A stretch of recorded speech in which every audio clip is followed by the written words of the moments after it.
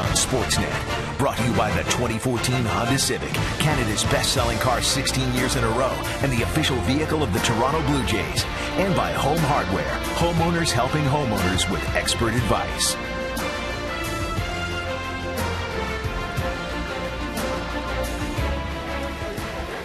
Welcome to Milwaukee, and there's no better place to tailgate than Miller Park. Those are the brats, and they soak them in butter and beer and then put them on the grill, and you've never tasted anything like it. I can speak from experience. This is a beautiful ballpark. Fans come out on a gorgeous afternoon to watch their Brewers play, and they enjoy the pregame outside the stadium for the best tailgating in the world. Inside Miller Park, the Brewers trying to hold on to their lead. They have a 2.5 game lead over the St. Louis Cardinals in the NL Central. The Brewers have been in first place since April 5th. And everybody around baseball might not realize that, but this is a very good ball club. And the Blue Jays saw that firsthand last night as the Brewers won the opener 6-1. John Gibbons' ball club has got 1-6 on this road trip, and they are in desperate need of a win with that. John Gibbons has put together this lineup. Jose Reyes has been one of the few hot hitters on this ball club. His last 8 games, he's hit .395, 15 for 38, 4 RBIs, and he's scored 8 runs. And Danny Valencia gets the nod today, even with the right-hander on the mound, because he's hit well against Milwaukee throughout his career. A .321 average, and quite frankly, Juan Francisco's just not getting it done. So Valencia gets the nod at third base, and they're going to take on 25-year-old Jimmy Nelson. Nelson's making his 8th start for the Brewers, his first against the Blue Jays. He was 10-2 with a 1.46 ERA in 17 games at AAA Nashville this season. Last time out for Nelson was at LA against the Dodgers. He did not factor in the decision, but went 6 innings, giving up just 2 earned runs. He was part of that sweep. Brewers playing some very good baseball, sweeping the Dodgers in LA. Take a look at the defense behind Nelson. A little different look in the outfield. Gerardo Parra starts in left field. Carlos Gomez, the speedster, in center. Ryan Braun is in right. Aramis Ramirez, the veteran, at third base. Segura and Scooter Gennett up the middle. Mark Reynolds gets the start at first base. And behind the plate, Jonathan Lucroy having a terrific season. Well, Jonathan Lucroy back behind the plate. Ron Renicky gave him the night off last night from behind the plate, putting him at first base. Managers will do that with catchers, giving him a bit of a breather, but certainly keeping that hot bat in the lineup. Lucroy is a terrific bat, but he's also a great leader behind the plate. So he's got 25-year-old Jimmy Nelson to work with today. Nelson up from AAA, and he had a great run at Nashville. Here's the first pitch of the game. It's down in the strike zone, out of the zone for a strike, and we are underway. Reyes, we mentioned his last 8 games. He's at .395. He was shut out yesterday. 0 for 4. Got a base hit today. A leadoff single for Reyes. Well, the Blue Jays need a win. No question about that, Joe. Well, and as Jose Reyes goes, a lot of times so does this lineup. And Jose will go up hacking. He took the first pitch, but he takes that second pitch, fastball right down the middle, and he drills it into right field. He's looking to swing the bat early in the count. John Gibbons has said, if we don't score, we're not going to win. We're built to score runs, and they have not scored any runs on this road trip coming into this game. 21 runs in 7 games. That's not going to get it done. And we've talked about their ability to hit the long ball, and that has dried up lately, but so has the offense. So we'll see if the Blue Jays hitter, somebody can step up and hit one out of the park today. Melky Cabrera. He goes after the first pitch and pops it up. Behind second, Segura, the shortstop, makes the catch. Cabrera, being aggressive, goes after that first pitch, and Jose Bautista, the leader in home runs with 23, but you can see how the team has fallen off dramatically. Had a good month of April and a terrific month of May. Slipped back a little bit in June and continued to slide in July, and they've fallen off the map here in August. And that's exactly right. You talk about continuing to slide, but this August has not been good to them at all. They've got to get some power production right here. This is the part of the lineup where it starts with Bautista. Bautista with 23 home runs, Encarnacion with 27 home runs. These guys need to get some big bats going. 23 and 74, good numbers for Bautista. But we mentioned the August slump. The team has hit just 7 home runs in the month of August. Encarnacion has 1 of those home runs. Reyes is 22 for 24 in steals this season. And you just got to figure that the Blue Jays have to try to push the offense a bit.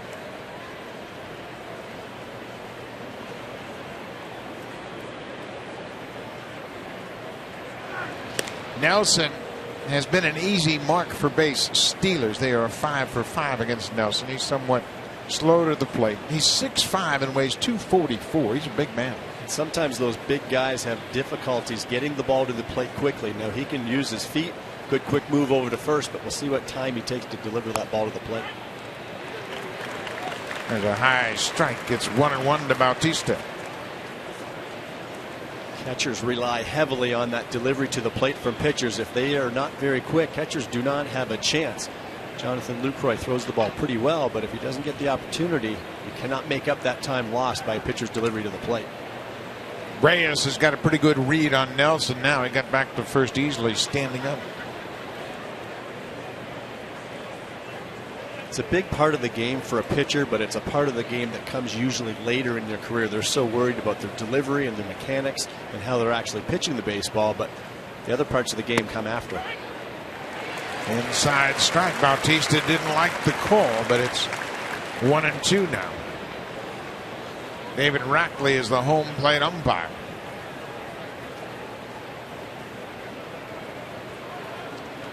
"26 straight games Bautista has reached base. He's hit just .208 on this 7-game road trip so far." Chase is worn up out of the zone. That reflects the fact that Blue Jays haven't seen Jimmy Nelson before. Bautista looked like he never picked up that baseball. Didn't, and you could see the pitch before. He was still upset about the call on the inside corner, and then he just kind of loses himself right here, and that's where you have to maintain your composure. See Jose stride. He's stepping in the bucket right there. That pitch on the inside will do that to a hitter, make you very conscious on the inner part of the plate. Nelson goes back away and gets Bautista to chase. 2 down. Edwin Encarnacion. They're still worried about Reyes at first. See Jose still shaking his head in the dugout. He's still not happy with that second strike call on the inside part of the plate, but again, that cannot allow you to forfeit your at bat and chase the pitch way out of the zone. You have to overcome that. Can't take you out of the hole at bat. 0-2. 2 outs. And a first pitch strike to Encarnacion. Edwin, since he has returned to the lineup, he's played 4 games. He has 2 hits in 15 bats, including that home run he hit in Chicago. This may be a pitch for Reyes to go on if he's going to go. Jimmy Nelson agreed with you, Joe. When a pitcher gets ahead like this, and again, you're talking about a struggling Blue Jays offense, at some point you've got to try to create something. You might as well use your speed. Edwin, of course, you're always in scoring position with Edwin at the plate, but Nelson getting ahead 0-1. Good time to perhaps go with an off-speed pitch. Might be a good pitch to go on for Reyes. Not running here.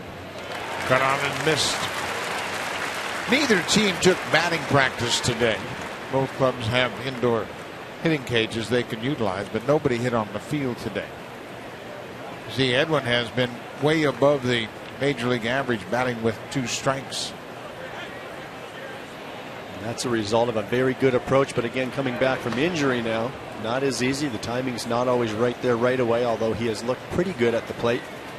But a hitter that's good with 2 strikes is a result of a very good approach, really trying to cover the plate, not trying to do too much, keeping the swing very short to the baseball. Bounced and Reyes is headed for second. He'll get there. Good read by Reyes. That ball hit well in front of home plate, and he broke immediately for second base. A good job all around. It's a great block by Jonathan Lucroy. It's about all you can do with a breaking ball in the dirt. He got down to perfect position. Good job blocking the ball, getting it, but more importantly, it's the read by Jose Reyes. As soon as that ball's going in the ground, as a runner, you have to read the trajectory of that pitch. Jose did that, and he got the good jump. Lucroy got on the ball in a hurry, but because of the jump of Reyes, there's no play. Milwaukee scored 2 runs in the first yesterday to take the early lead.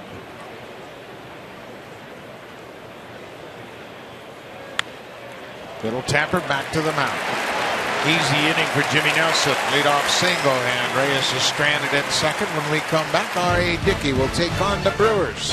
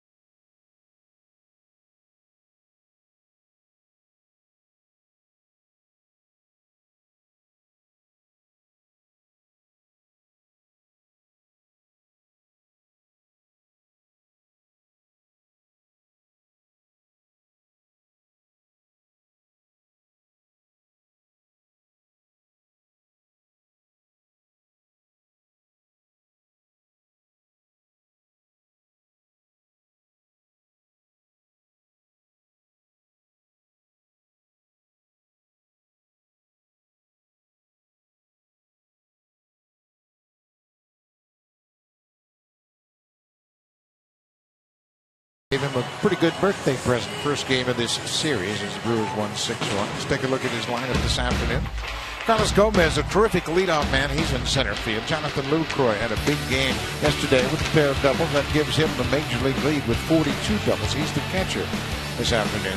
Then down in that 6th spot, Scooter Gennett moves back into the lineup at second base because he's hit well against right-handed pitching. 331 average, 8 home runs and 43 RBIs. A good, tough second baseman that can really turn a double play. Reynolds is back at first, and they're set to take on R.A. Dickey. Dickey's making his 27th start. That's the most in the major leagues. He's worked at least 6 innings in 12 consecutive starts this season. Last time out for Dickey was in Seattle. He took the loss. He was one of those in the sweep against the Mariners. Went 6 innings, gave up just 2 earned runs.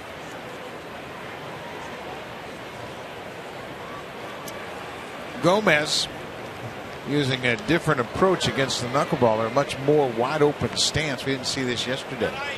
Had leadoff double and scored in the first inning yesterday. He was 1 for 4 with a walk. Everybody has a different philosophy of how you hit the knuckleball. This is a little bit like Tony Batista. Exactly. Remember Tony Batista, the third baseman, hit from that open stance and used a very similar batting stance. We talked about Carlos Gomez yesterday and getting out here early and some of the things that he does, and he's been in a few controversial issues as well, stirring it up on both sides. He does some crazy things, and this is really a little bit different as well. Well, when you really think about it, why not give it a try? But he is 6 for 10 against Dickey. Oh, nice play at first by Encarnacion. That's extra bases for sure if it gets by him. That play by Edwin, good to see him back in the field, and he made a nice defensive play to start the game. Take a look at the rest of the defense. It's Cabrera, Rasmussen, Bautista in the outfield. Danny Valencia, we mentioned, he gets to start at third. It's the 7th time he started for the Blue Jays at third base. Reyes and Kawasaki up the middle, and Encarnacion his 70th start at first base. Tolley and Dickey the battery today, and Dickey a Gold Glove winner a year ago. Well, Valencia getting the start from John Gibbons, and he was acquired to hit left-handed pitching, but he's been doing all right against the Brewers as well. He's had some success, that combined with the struggles of Juan Francisco. Jonathan Lucroy, the catcher, takes a first pitch strike. Lucroy doubled in his first 2 at-bats in last night's game and came around to score both times. He finished up 2 for 4. Played at first base and did a nice job at first. There's a good knuckler that dives down and away. And that right there is an example. We talk about this Milwaukee Brewers lineup, and we saw it last night. These guys come out hacking. They are not looking to walk. They don't walk much. They're a swinging team, but this could play right into the hands of an R.A. Dickey with that knuckleball dancing. Well, Dickey needs a good start. The Blue Jays need a win. There's no ifs, ands, or buts. They had a 2-8 road trip prior to the All-Star break. This road trip, as we stand, 1-6, and they were falling out of the picture quickly. Lucroy strikes out. First strikeout for Dickey this afternoon. 2 up, 2 down. Ball dancing, you see that downward movement very late, very unpredictable. He's off balance as well. We talked about hitters and timing being so important. Very difficult to do that against a knuckleball pitcher because you really don't know. With a traditional pitcher, you may see the break on a slider or a curveball and be able to adjust your swing. With the knuckleball, it's very unpredictable. You just cannot do that and adjust in the middle of your swing. You see Lucroy off balance right there. Ryan Braun. Braun is just 1 for 10 against Dickey. And he's got a long swing. He likes to wind up, and he's got some power. But this might play into Dickey's hand as well. He's behind, quickly 0-2. A lot of power hitters will have a longer swing. We think short and quick to the baseball, but the power hitters like that ball out over the plate. They don't like it in, middle in. Get those big arms extended and get that barrel out front.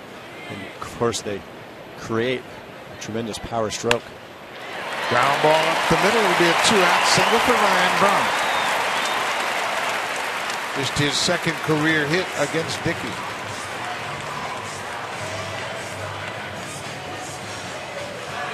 It's never a lot of fun facing a knuckleballer because it's always a challenge just trying to make contact. A lot of hitting coaches will say, do the best you can for this one day, but don't let it mess you up for the next 4. Cedar Gaston used to sit John Olerud whenever they faced Charlie Huff. He just didn't want him to struggle with the stroke and mess up his great timing. Aramis Ramirez. He came off the disabled list on the 4th of June, and he has the second best batting average in the National League over that time. He's at 325 since coming off the DL, and that's got his average up to 301. Good, quiet veteran presence in this lineup for the Brewers. He's been very helpful to Garth Orge, the infield instructor, as far as validating what Orge is preaching about positioning and everything else. And Ramirez backed him up several times this season with some of the younger players. Hey, listen to this guy. He knows what he's talking about. And that has to be huge for Garth, having a veteran like that step up and support what you're trying to accomplish and really buying into what you're doing. So foul ball, and Dickey's ahead once again, 0-2. Coaches need that. Veteran players can be of great assistance, because if they're not buying in, then you've got the young players saying, well, he's not doing this or he's not doing that. Why should I do that? And then just really breaks down from the very beginning.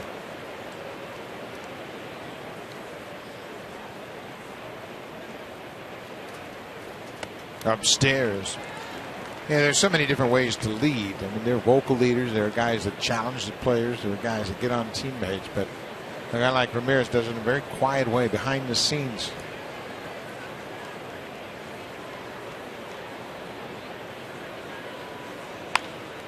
Ground ball. Valencia will go to second. Good inning for R.A. Dickey. Gives up a 2-out single. The Brewers leave a base runner. We played an inning at Miller Park. No score.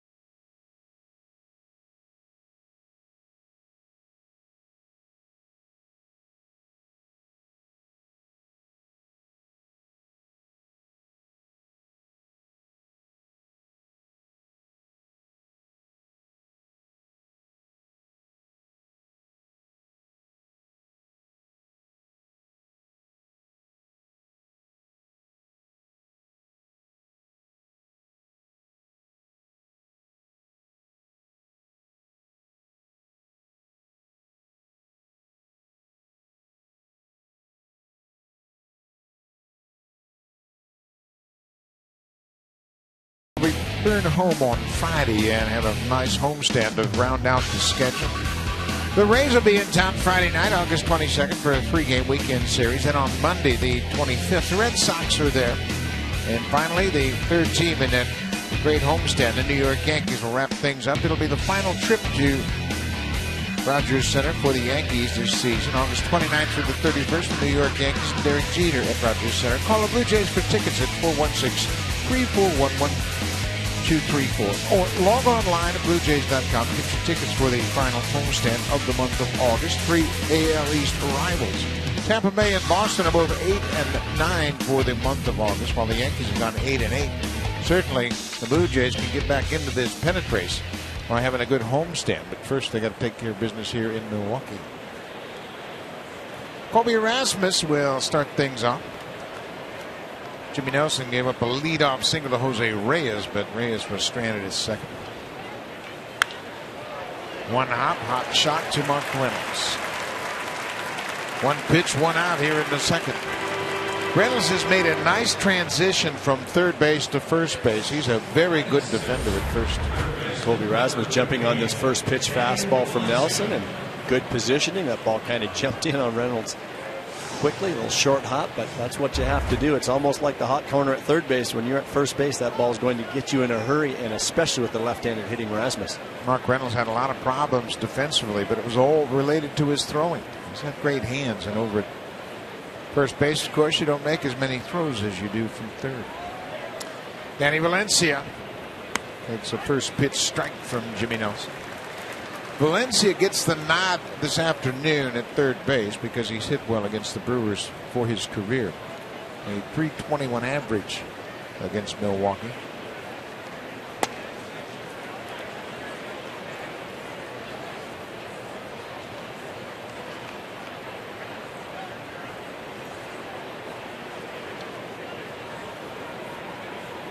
Juan Francisco continuing to struggle as well. Yeah, it's been a rough month for a lot of the hitters. Only Reyes has really had a decent month. Francisco on this road trip has really had a tough time. Of 2 for 17 with 6 strikeouts in 6 games. So he is on the pine at the start of this game.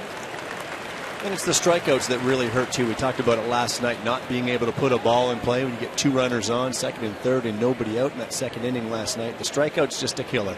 You just put a ball in play there. We saw Kawasaki do that just to get a run in. You don't have to hit it hard, but if you find a way to put the ball in play, move runners along. Down and away, it's a full count to Valencia. Jimmy Nelson was born in Klamath Falls, Oregon, in southeastern Oregon, and he grew up in Niceville, Florida, in the panhandle of Florida. Went to the University of Alabama. Was drafted by the Reds out of high school in 2007, but chose to go to Alabama and improved to a second-round pick in 2010.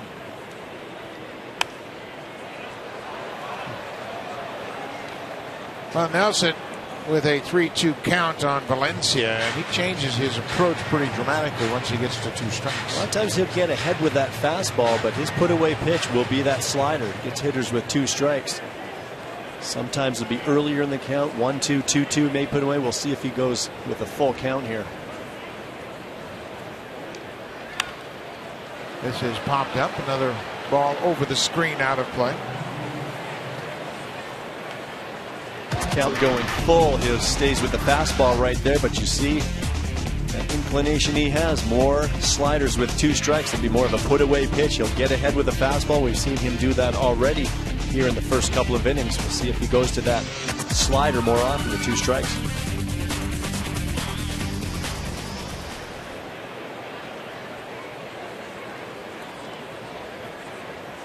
Another fastball. Segura was playing in the hole. Valencia's out, 2 down.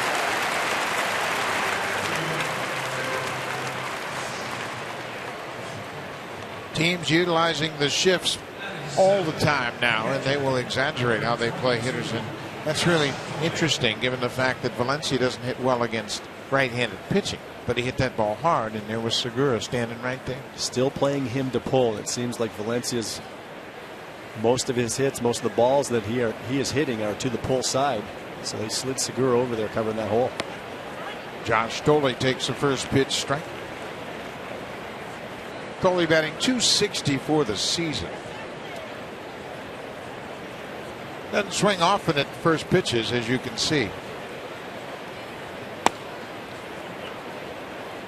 And that could be a part of not playing a whole lot. He's only playing every 5th day for the most part, catching R.A. Dickey. And when you're not playing a lot, it's very difficult to have your timing down. So the best approach, if that's the case, is to see some pitches. Try to see some pitches. If he sees the first couple of pitches of an at-bat, it sets up his whole day. It's late on that fastball at 94. We mentioned Nelson has a pretty simple approach. Fastball, slider. He won't throw many changeups. Nelson has thrown 6 first pitch strikes for the first 7 batters. Stolle covers that outside pitch, and there was a man that had a whole bucket of beer, and that ball went right in his cup. You can have the ball, but you owe me a beer. He spilled everything that was in both of those cups. It hit right squarely in that cup of beer and splashed all over him. He's got both hands full, so he can't go after the baseball. Now that's bad luck. Might have a sip left in the one cup. Well, it's good he's got that jersey on. I guess he's a Brewer now. Time for a refill. You know, we laugh about that because no one was hurt, but there were a couple people injured here last night, seriously, on line drives that went into the seats. One young fan and another older gentleman, they both got hit. So when you get to the ballpark, make sure you watch the ball. A ball and 2 strikes. Josh Tolley hanging tough. Fights off that pitch. Jimmy Nelson, if you were going to make a pitcher and say, okay, we're going to build a pitcher, I'm making Jimmy Nelson. That's a pretty good body out there. Good fastball. He'll average 94 miles per hour, but he'll get it up to 96 with that good power slider. 6'5", 244. Chances are he's got such strong legs that he's going to be able to maintain his stamina through the course of an outing.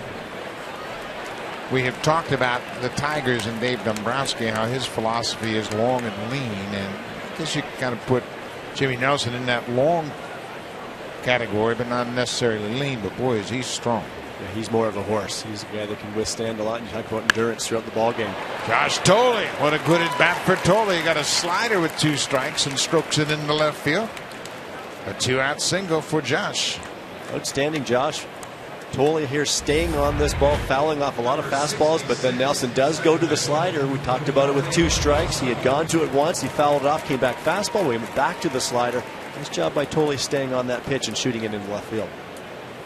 Munenori Kawasaki, the second baseman. Kawasaki picked up the only RBI for the Blue Jays yesterday on a little ground ball back to the mound.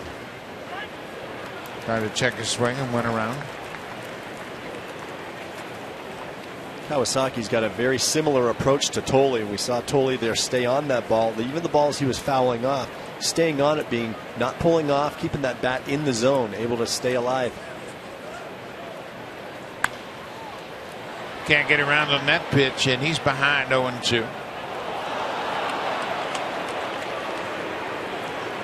Kawasaki's playing in his 54th game. He has 174 at-bats on the season. Jack Gibbons probably didn't plan on him having that many at-bats. He's an extra man.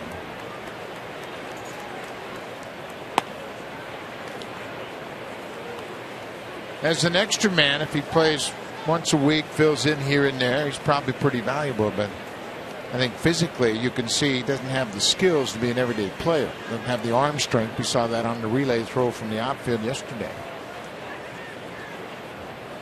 Upstairs, it's 2-2. And those are the reasons your bench players are exactly that. They provide the best value to your club. As a guy playing once every 5th day, once every 6th day, you can mix in a start, maybe pinch hit, maybe go in defensively, pinch run, do all those little things. But when you start playing those players every day due to injuries or whatever the reason, it's going to catch up with you. Fouls and back. At one point of the season, the Blue Jays had such a flawed roster. They had 3 catchers in the American League, which is really tough to handle. You got one catcher that's a knuckleball specialist. They had 3 first basemen at one time. No backup shortstop and no backup center fielder. It was really tough for John Gibbons. His hands were basically tied. Nelson thought it was strike 3. He was headed for the Brewers dugout. Home plate umpire David Rackley, he didn't think so.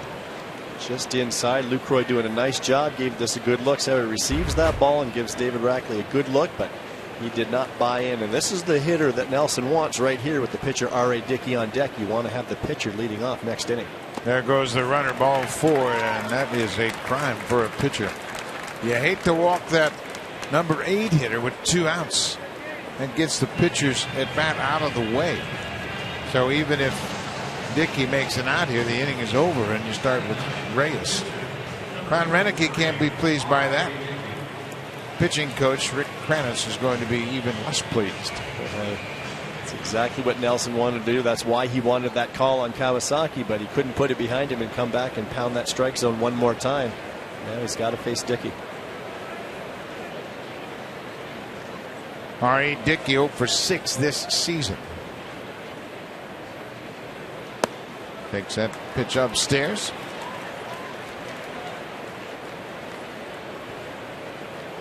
McGranis out to help his young pitcher regroup a little bit. I think he senses that Nelson is frustrated he didn't get that strike call on Kawasaki. I think everybody was a little frustrated. The pitching coach, the catcher, the pitcher, the whole gamut there. He's going to have to go out and just settle things down and go back and say, that's over with now. Now pound the strike zone, get this guy, and get your team back in the dugout. Yeah, you certainly don't want to get yourself in a position where you give up a base hit to a pitcher. Dickey, for his career, 181 average. He has 36 hits and 199 at bats. He has 11 RBIs. He can swing the bat a bit.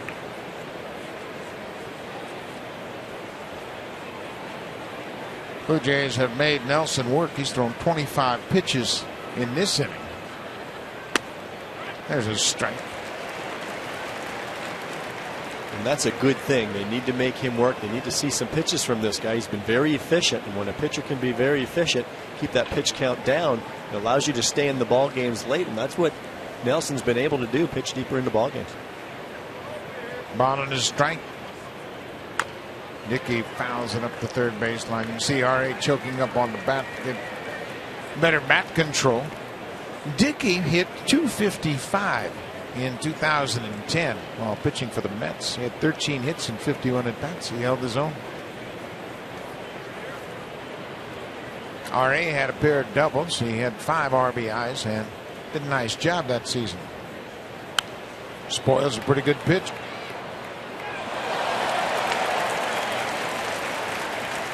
Anytime you can help yourself as a pitcher, you're just going to give yourself a chance to stay in the game longer. Managers won't have to pinch hit for you. They know you can handle the bat, move the base runner, bunt when asked to.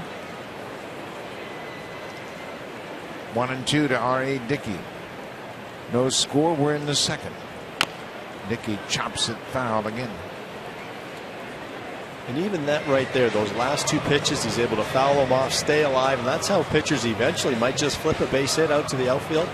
But again, staying alive and trying to avoid that strikeout. He's just staying short to the baseball right here, choking up a little bit, trying to put the ball in play. We saw Mike Fiers do that yesterday. He flared one down the right field line and picked up his first base hit of the season.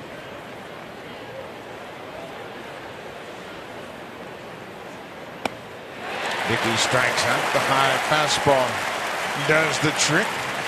No errors in the ball game so far, but we've had one in the seats. A fan drops the ball, holds on to the beer, and has nothing to show for it. That's my baseball.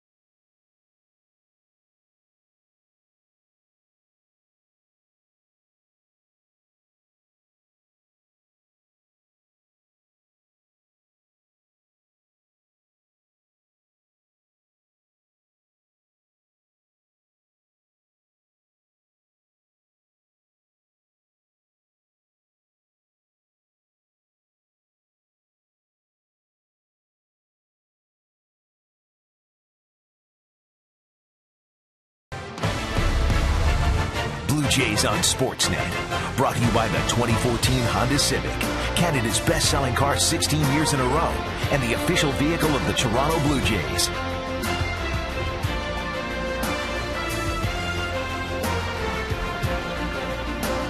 Milwaukee is a friendly town for sure, and there's another fan replacing that beer that the gentleman stopped. That looks like it might be from Bob Euchre or somebody upstairs. That's a glass stein for his beer, so he got special treatment. An ice cold beer, probably courtesy of Euchre. Wonder if he got the baseball. Gerardo Parra starting in left field today. He's 4 for 7 against R.A. Dickey, so he gets the opportunity to face the knuckleballer here today.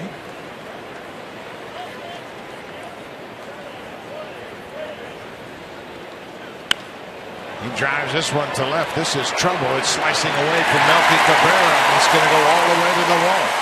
Parra is turning around second. Cabrera gets it back in quickly, and he'll stop at second with a leadoff double. Don't tell me, another double for the Brewers. They had 7 in last night's game. For Parra, his 20th of the season. Parra stays on this ball very well. You see it diving down and away from him, but again, another Brewers hitter. We saw it all last night, staying on the baseball, not trying to pull the ball, not trying to do too much, allowing that bat to stay in the hitting zone. He's able to shoot that ball into the left field corner as a left-handed batter. The ball slicing and tailing away from Melky. So Parra with a leadoff double. Scooter Gennett has hit well against right-handed pitching this season. A .331 average. If he is going to hit into the profile of the Brewer hitters we've seen so far, he's going to try to pull this ball. He's going to find a way to try to get around this ball. This is where a hitter actually has to come out of their swing. You forget all the good things that you do trying to keep your hands inside the ball. You actually want to come around the ball here and try to pull it. That's exactly what he did there, and he took a big cut and missed it. Gennett's thinking, I got an RBI guy behind me. Big bat in Mark Reynolds. He comes to the plate with a chance to hit a fly ball. Chances are he's going to drive him in, so I got to move the runner at second over to third at minimum. Mark Reynolds, big right-handed bat that squibbed off the end of the bat. Dickey's ahead 1-2. Difficult for a hitter now against the knuckleball pitcher because, again, you talk about the speeds. R.A. Dickey changes speeds on that knuckleball, plus the unpredictable movement. So while you're trying to come out of your swing and get your hands away from you, you're really doing a lot of the things you're not taught to do. Very difficult for a hitter here and trying to judge the speed of the knuckleball as well. Outside. We always keep an eye on the velocity of Dickey's knuckleball. If he's got his good knuckleball, it'll be 79 to 80, and then he'll change speeds down into the 60s. That's when he seems to be the most effective.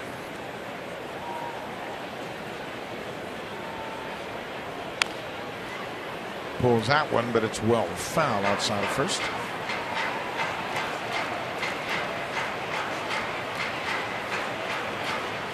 R.A. Dickey trying to put a positive spin on this disappointing road trip. The Blue Jays are 1-6 to this point of the road trip. Dickey last time out took the loss at Seattle. Blue Jays were swept in Seattle in the 3-game series.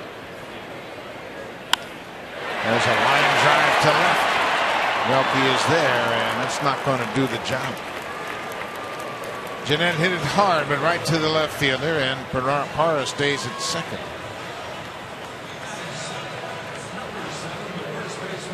Dickey wants another baseball before he deals with Mark Reynolds. Dickey has the upper hand in this matchup. Reynolds just 1 for 15 against Dickey. And it's a much different at bat with the runner at second as opposed to a runner at third base. At third base, Reynolds can just think about lifting a fly ball to the outfield. Now he's got to be thinking about getting a base hit.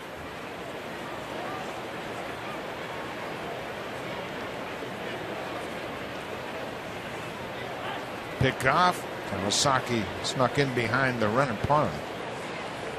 Dickey has that inside move. It's a very difficult throw to make, and I don't know how much you can get on it, but he feels comfortable making that throw. It is a very difficult throw because you're stepping off the rubber, you're turning, you're opening your body up, and it's really a weak, you put your body in a very weak position. Reynolds waves at that first pitch. Reynolds is now 30 years old. Actually turned 31 on August 3rd. Former 16th rounder by the Diamondbacks. He's got some power. 2009, he had 44 home runs and drove in 102 for Arizona. There are the numbers against Dickey. He's had his problems fighting the knuckleball.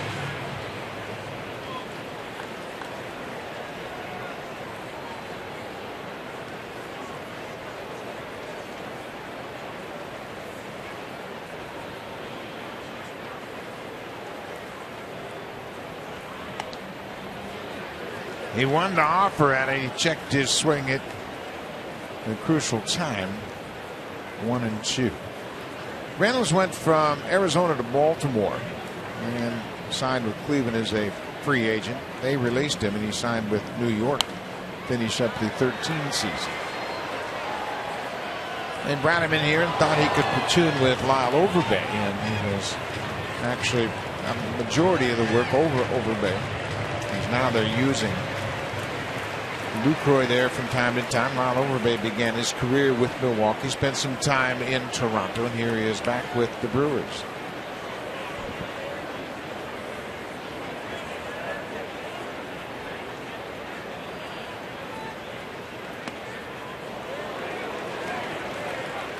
Reynolds wouldn't chase. It's now 2-2. Reynolds doing a very good job laying off of those pitches. For a guy that strikes out a lot, those are the pitches that you usually see hitters like that chase, but he's showing some very good plate discipline here against Dickey.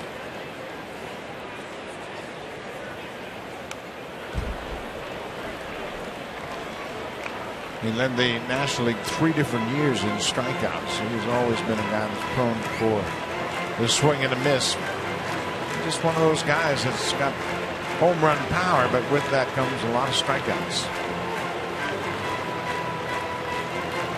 Josh Tolley walking that ball back out to R.A. Dickey. Had a little something to say to him, and that's where you can get a little exchange with your pitcher rather than throw that ball back. Just tell that home plate umpire, I'll take that with me, and we'll have a little chat and wonder if he wants to try to sneak in a fastball here at some point. That could be very dangerous if he does not locate it.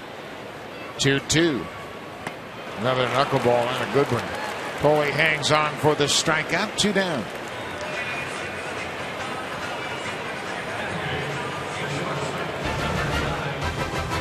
Save during the homeowner sale only at Home Hardware and Building Center locations. Homeowners helping homeowners with expert advice.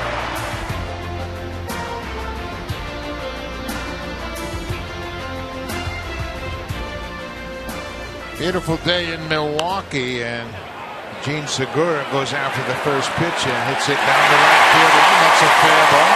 Bautista's throw to second is not in time, and it gets away. Segura is headed for third, and they're going to hold him at third base. A little pop-up down the right side, dropped fair. Segura picks up the RBI with the double. Bautista's throw wide of the mark at second. That enables Segura to end up at third base. Bautista with his 4th error of the season, and the Brewers have taken a 1-0 lead.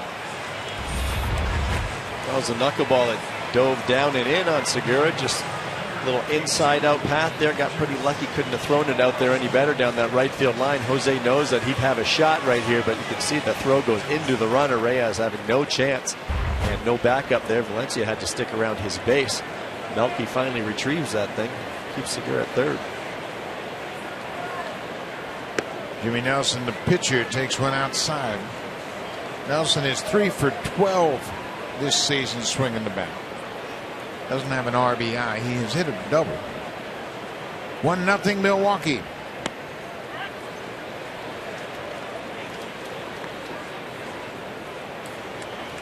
Ball and a strike.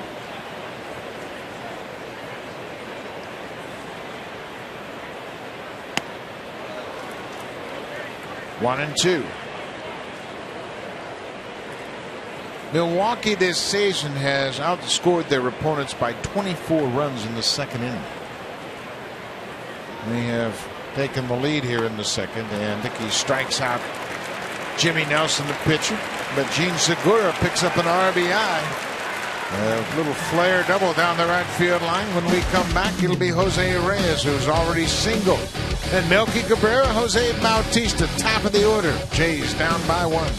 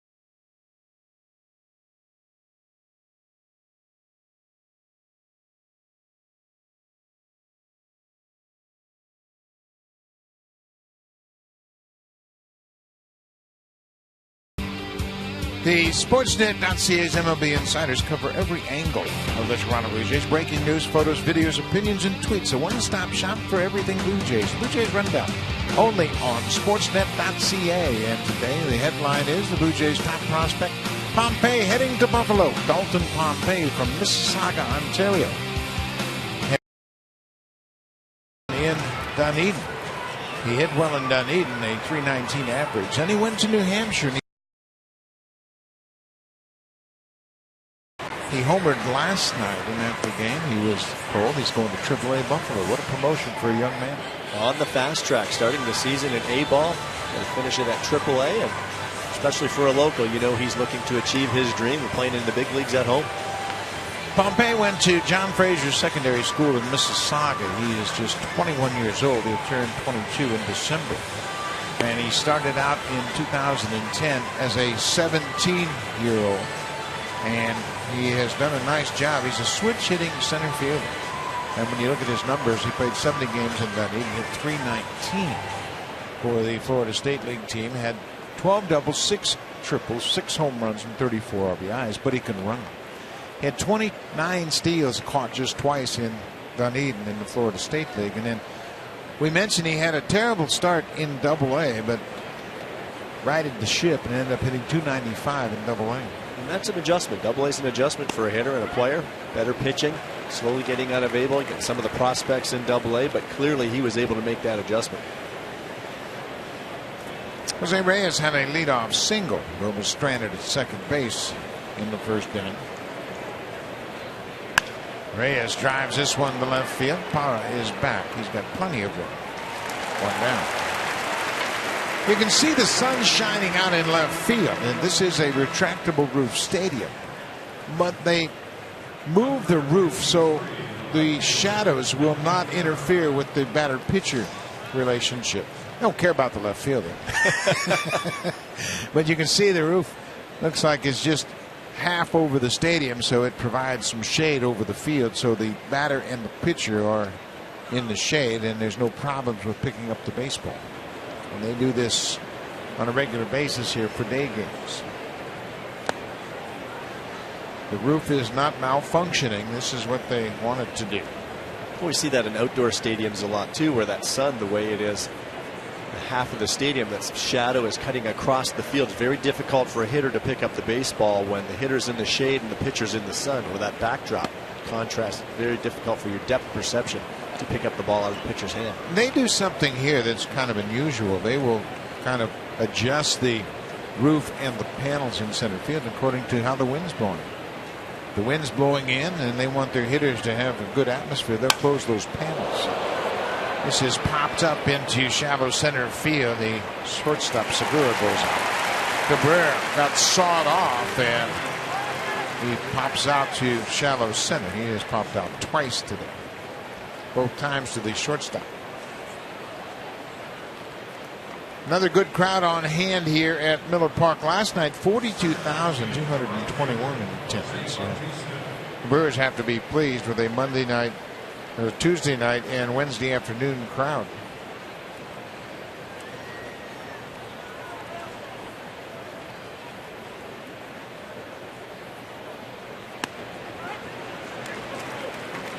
Jose Bautista struck out in his first at bat.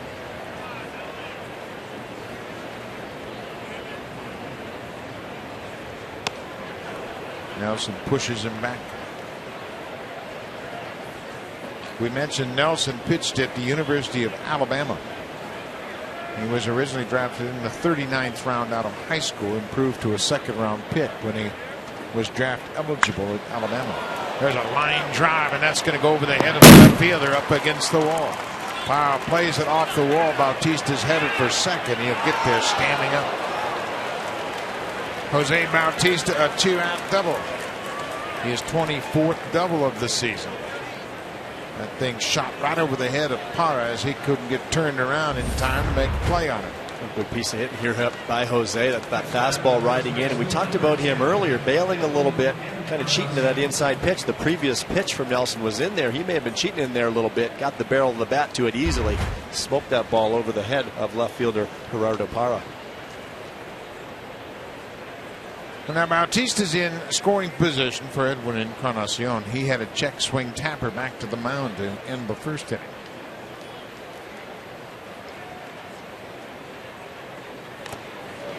Oh, he got a hanger. That slider got underneath of it. That was the cement mixer. Just goes up there spinning, saying hit me, and he fouled it off the umpire's mask. And as a hitter, Edwin's very frustrated right now that you missed that pitch. You've seen that good fastball from Nelson today with that slider, but when he misses with it and leaves it hanging like that, that's the one you have to get to as a hitter.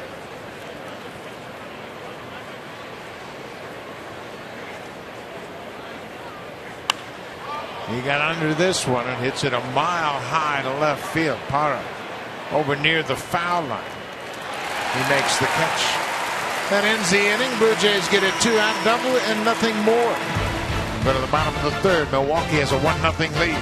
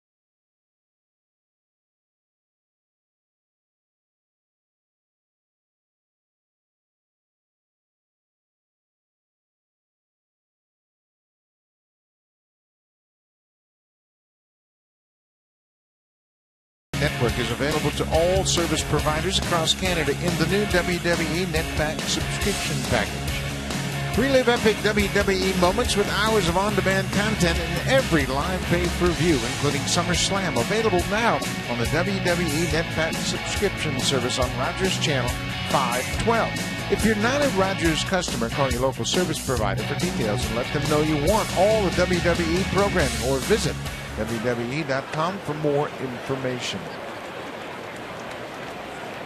We move to the bottom of the third. The leadoff man, Carlos Gomez, was retired on a nice play by the first baseman, Edwin Encarnacion. It would look to be an extra base hit down the first baseline, but Edwin made a nice play of it.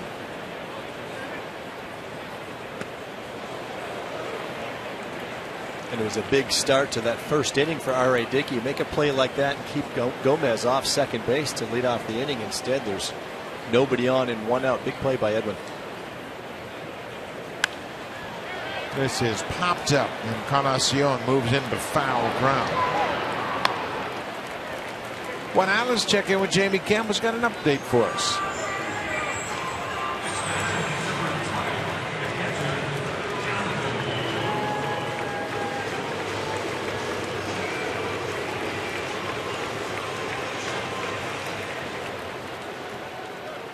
And the Phillies have knocked out Canadian James Paxton out of that ball game. Paxton pitches just 4 innings. He is charged with 4 runs, only 1 earned run, and allowed 7 hits.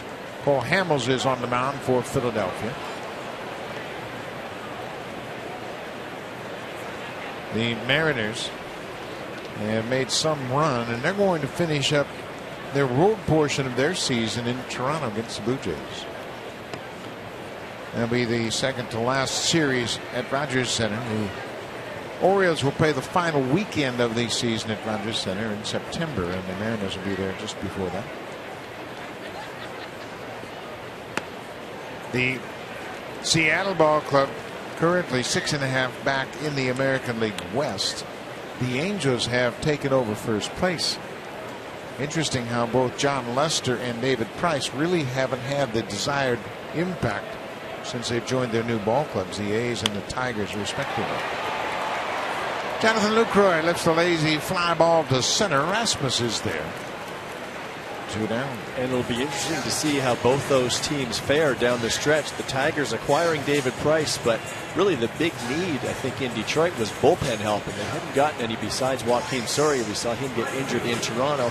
And then from the A's perspective, to get John Lester, they gave up a pretty good hitter and left fielder in Yoenis Cespedes. So we'll see what the impact is that on their lineup. Yeah, it was really interesting last night, too, because the Tigers had shaky bullpen work again. Robert Chamberlain charged with another blown save. And Joe Nathan had a shaky but effective save. Picked up his 26th save. How about Grant Balfour? He had an ugly inning. He didn't retire a batter. Walked 3, had 1 hit, and was charged with the loss. He is 1-5 for Tampa Bay. Brian Braun had a 2-out single his first time up. Ball and a strike to the right fielder.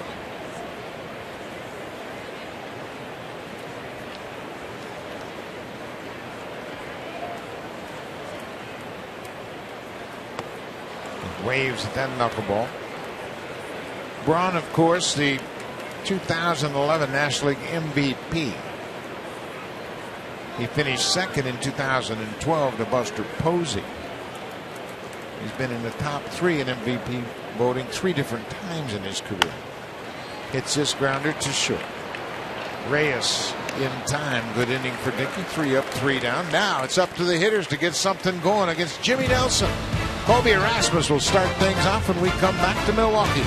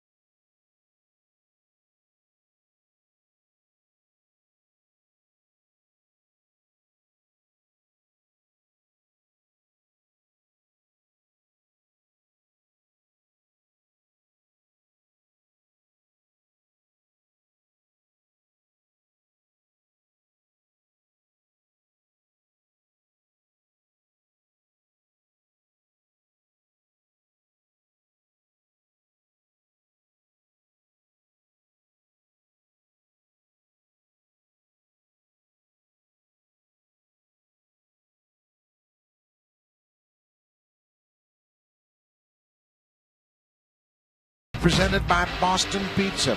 Saturday, August 30th, Blue Jays take on the New York Yankees. It's a 107 start. All children 14 and under receive a Junior Jays poster. Call the Jays at 416-341-1234 to order your tickets, or you can always get your tickets by logging online at BlueJays.com. Junior Jays poster giveaway presented by Boston Pizza. The Yankees in town for the final time in 2014. Derek Jeter's final trip to Rogers Center.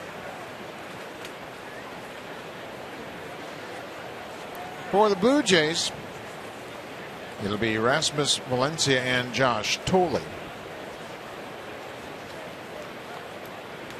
Kobe Rasmus hit a hot shot to the first baseman his first time up. Mark Reynolds retired him on an easy play. He took the one hopper and went to the bag. Kobe just bought himself a first pitch changeup. Haven't seen too many changeups from Nelson right there, but when you go up hacking at that first pitch fastball, that's what you'll get.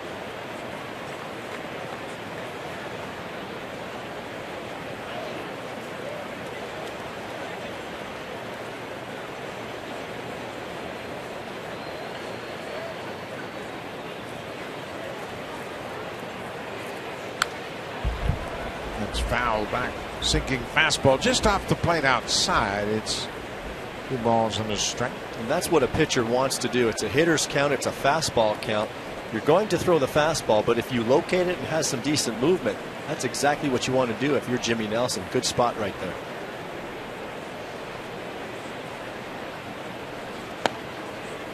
Missed upstairs. It's now 3-1 to the leadoff man here in the fourth. The hits are even at 3 apiece. The Brewers scored a run in the second on a bloop double by John Segura. Gene Segura, the shortstop, picked up the RBI. This is driven down the left side. That's going to slice out of play.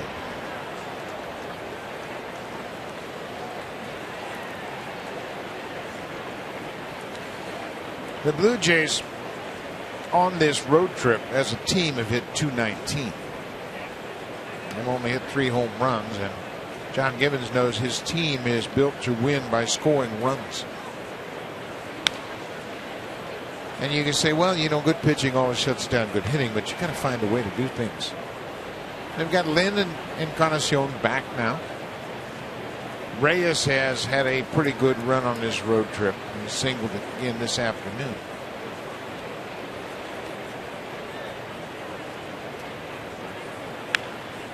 Another foul back. I think that's where John Gibbons is at right now. Some of the comments we hear from him is in his office today, and having Edwin back now, having Lynn back once they get back home, playing American League Baseball again to utilize that designated hitter. His offense is almost back to where he wanted it. Still missing Brett Laurie, but at least they're at a point now that he's been waiting for, and his offense has got to start to strike. Full count. Ball 4, leadoff walk to Kobe Rasmus. Second walk issued by Jimmy Nelson. Gibbons also knows that he doesn't have any ace-type pitchers that are just going to shut down other teams. So that offense is going to have to click if they're going to win ball games. He really relies on the hitting, and when it goes dry, they're in big trouble. Blue Jays will have 35 games after this game this afternoon. They'll have an off day tomorrow and then pick things up on Friday night against Tampa Bay. But there's certainly plenty of time for them to get back into the race. Danny Valencia backed out, took a strike.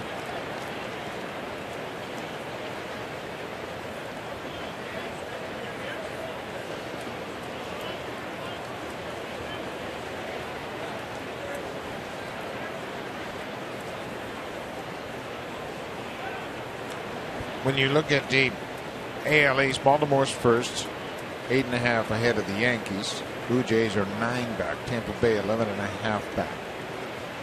Baltimore has a good team, but I don't think they have a dominant pitcher where you should go in there and say, well, we're not going to score any runs against this guy.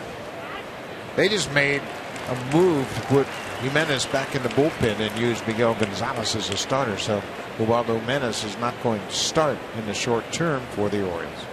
But they've got a comfortable lead. They're 10 games up on the Blue Jays in the loss column.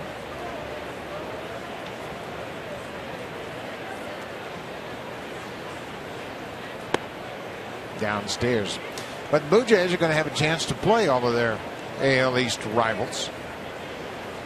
The Orioles, they have a home-and-home series with them. Starts with 3 games in Baltimore on the 15th of September, and then the final series, a weekend series at the end of September at Rogers Center.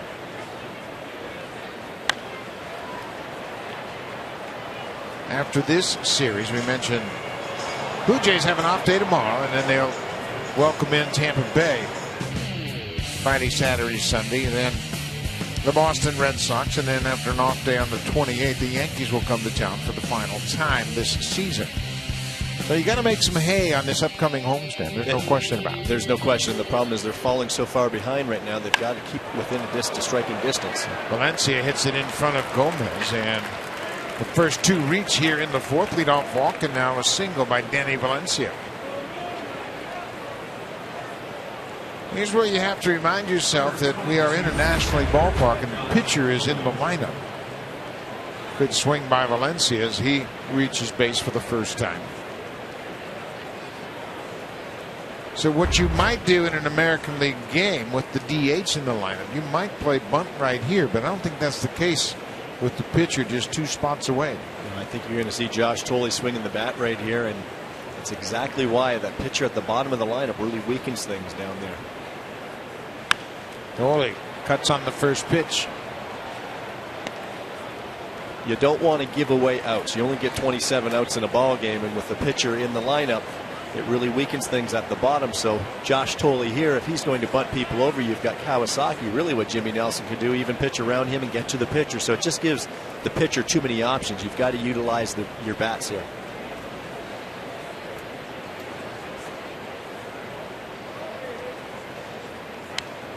Thole's had some good cuts against Nelson. He hit a slider to left field in his first at bat for a base hit. He's done all right in these situations. .273 average with runners in scoring position. Again, a result of a good 2-strike approach. We'll see if Nelson goes to that slider now. He came up and in with the fastball. Totally fouled it back. He can be a pesky hitter with 2 strikes. Be interesting to see if he goes back to that slider after Thole hit it his first time up. And when he hit that his first time up, it was a backdoor slider. It's out over the plate. We'll see if Nelson, if he does go to it here, he may start at middle and have it break down and in on the back foot of Thole.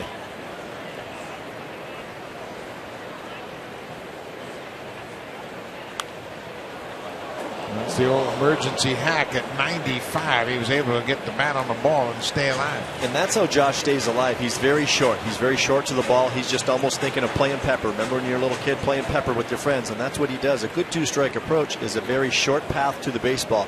That's what Thole does, and he's just barely able to get to that good fastball in the inside corner right there.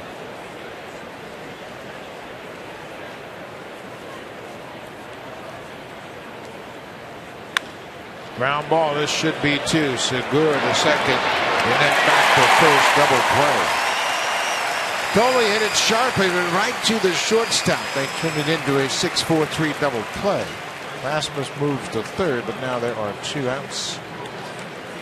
Well, that double play is such a huge weapon that takes care of that leadoff walk and the single, and now there are 2 outs. And Lucroy going to the mound. Just a little reminder here. We got the number 8 hitter. And we got a pitcher behind him, so let's make sure we make some good quality pitches here. Lucroy reminding him that this hitter does not beat us right here. And that's the most important thing. Whatever pitch Nelson goes with, we see a lot of fastballs. Fastball's your best controllable pitch. That's probably what you want to do in this situation, is stay with that, working in and out on Kawasaki, but you don't want to go to something, leave anything out over the plate. Worst case is you put him on, you've got the pitcher up next. There's that fastball. They jump ahead and catch the inside corner.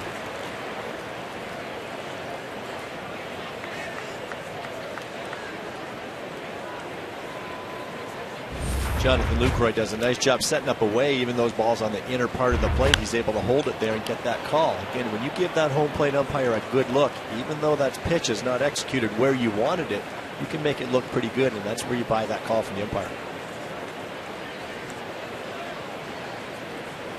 Kawasaki with 9 RBIs for the season. Rasmus at third.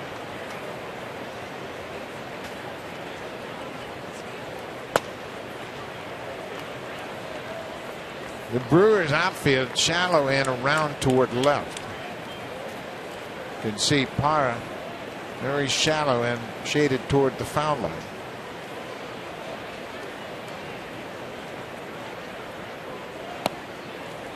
Breaking ball. Kawasaki is able to lay off. It's 2-2. There's that slider down and in. Nelson going for the strikeout right there, but Kawasaki not biting. That outfield sliding around because we talk about Kawasaki with 2 strikes and how he stays short and just tries to flip that ball in play, really thinking the other way. Hit that one right back into the Blue Jays dugout.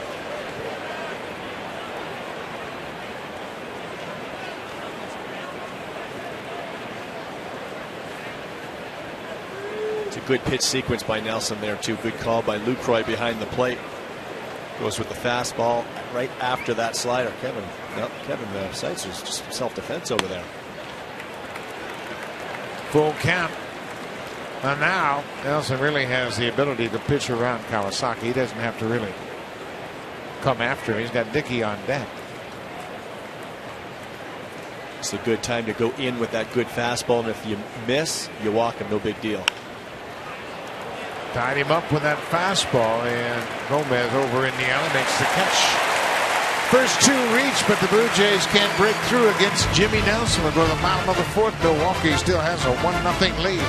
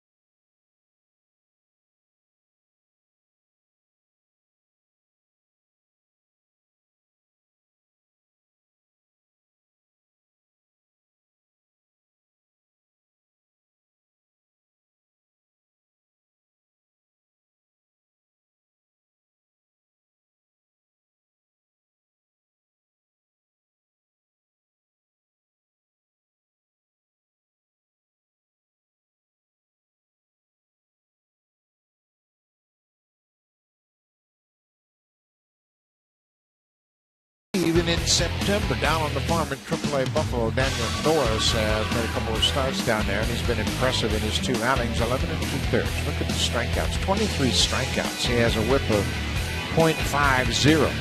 And the other one is Kendall Graveman. He's a little more interesting in that he was an 8th-round pick in 2013, just last year. He was at Mississippi State. He was their weekend pitcher at Mississippi State, and he has catapulted through the system. He's made 4 stops this year. Graveman began his season at Lansing in the Midwest League. He's gone Lansing, Dunedin, AA, now AAA, and he's a strike-throwing machine. Big league managers like those guys being around the strike zone. So the future, the immediate future, seems to be very bright for the pitching part of things for the Blue Jays. Of course, they have Hutchison, Stroman, and Sanchez here with them now. Daniel Norris is 21 years old. Graveman is 23 years old. And by all accounts, all the reports we hear about Daniel Norris, he's got a chance to be the best of the lot. 1-2. The nearest little tapper out in front of home. But that's where you really start to become a legitimate contending team, when you have homegrown pitching and you continue to bring a new pitcher in every year, and it gives you depth. It gives the team identity. And when you have homegrown players in this day and age, they play for the team.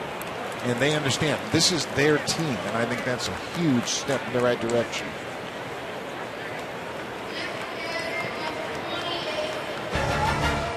Save during the homeowner sale only at Home Hardware and Building Center locations. Homeowners helping homeowners with expert advice.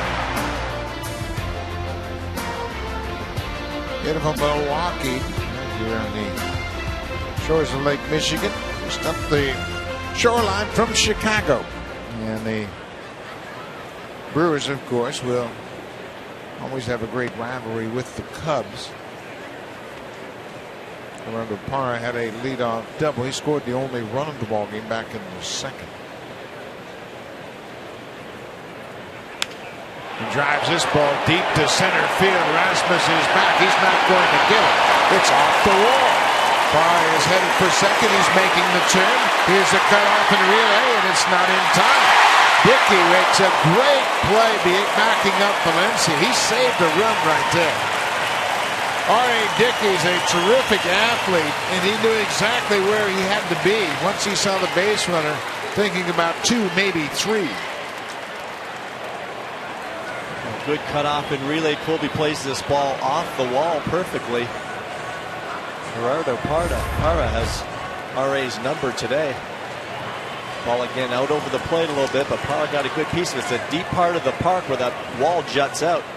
Colby had a little fumble getting in, but Kawasaki turns, comes up firing. His throw is offline. Valencia is a third baseman. You've got to block that baseball, make sure it does not get by you. But good heads-up play by R.A. Dickey, being exactly where he should be. He saved himself a run. That ball goes into the dugout area, and it's going to be a run for sure. And Dickey did a terrific job. Kawasaki's throw was offline and short. Valencia, you're right, he's got to block that ball, keep it in front. So now with the runner at third and 1 out, the infield has to come in, try to cut this run off. Scooter Gennett, the second baseman, lined out to the left fielder his first time up. So Parra has 2 hits. He's doubled and tripled today. He's 6 for 8 against R.A. Dickey in his career.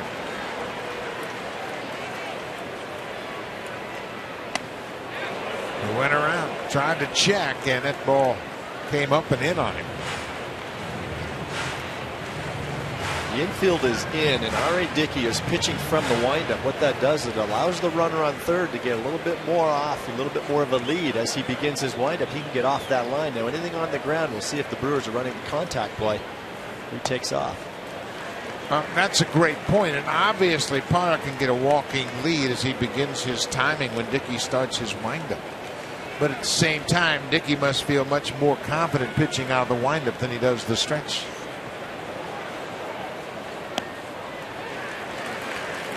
So it's a trade-off. You want Dickey to be the most effective as far as his pitches, and you'll sacrifice a couple of feet over there at third.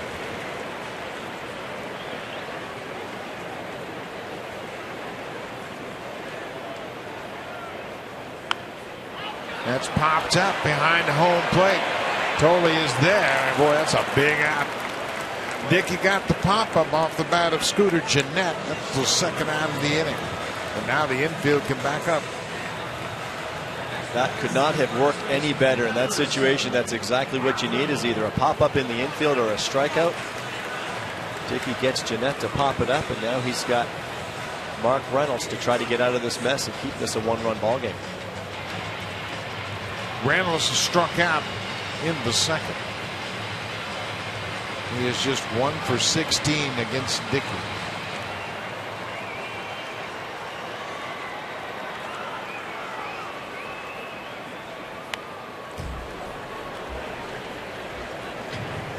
See again, these Brewers hitters are hacking. Their approach is very similar today against R.A. Dickey as what we saw last night against Jay Happ.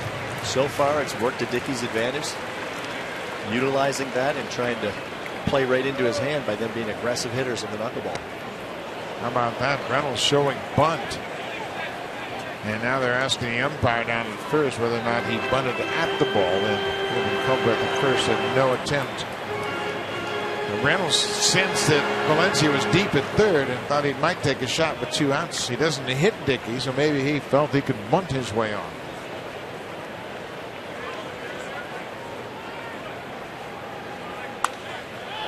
popped up over near the Brewers dugout and out of play.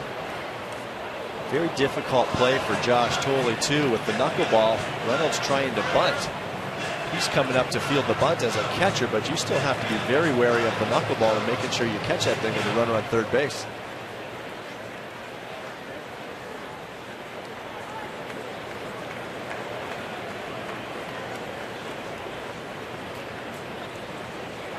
One and two, 2 outs. There's a long drive to left field. Melky Cabrera back at the wall, and he dropped it. He had it in his glove, slammed up against the wall, and couldn't make the catch. He hit that scoreboard hard, but it looked like he had it in his glove, and Barr comes in to score. Melky hit that scoreboard awfully hard, and looks like he's feeling the impact in his back. He did everything he could. The pitch was left up by Dickey. I think Melky may have thought he was a little closer to the wall than he actually was. He could have gone another step probably. He leapt and landed and then bounced into the wall. Looked like he was there. He could have made the play off of his glove, but sometimes you're not sure exactly where that wall is. Well, he hit that wall flush, flat up against his back. He jumped and landed and then smashed into that wall. He looks like he's still feeling it. So they're going to put Segura on. The pitcher, Jimmy Nelson, is next. See Melky going as he jumped up. The ball hit the heel of his glove here, but he's going to land first on the ground and then fall into the wall. So he was there. It's probably a play he'd love to have over again. It's a tough play for an outfielder, but it's a play that they can make. You see, he's still feeling the effects of that crash into the wall. Yeah, he really hit that wall hard and flush against the wall. So the triple comes in to score. Reynolds picks up the RBI with his double. He's got 43 ribbies now. Melky trying to get loose out in left. Milwaukee has a 2-0 lead. Reynolds at second, Segura at first, and the pitcher Jimmy Nelson at the plate.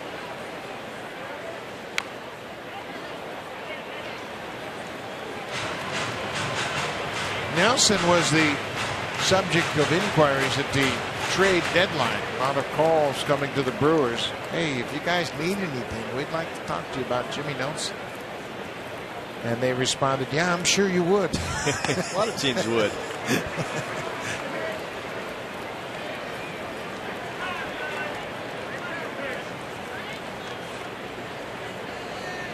Ron Renicky is really pleased with the depth that they have in their starting rotation. 0-2. Ground ball. Kawasaki at second. Goes to first to end the inning, but Milwaukee adds another run. A 2-out double. 2-0. Brewers will go to the fifth. Now it's time for Blue Jays Central Update. Here's Jamie Campbell and Kevin Barker.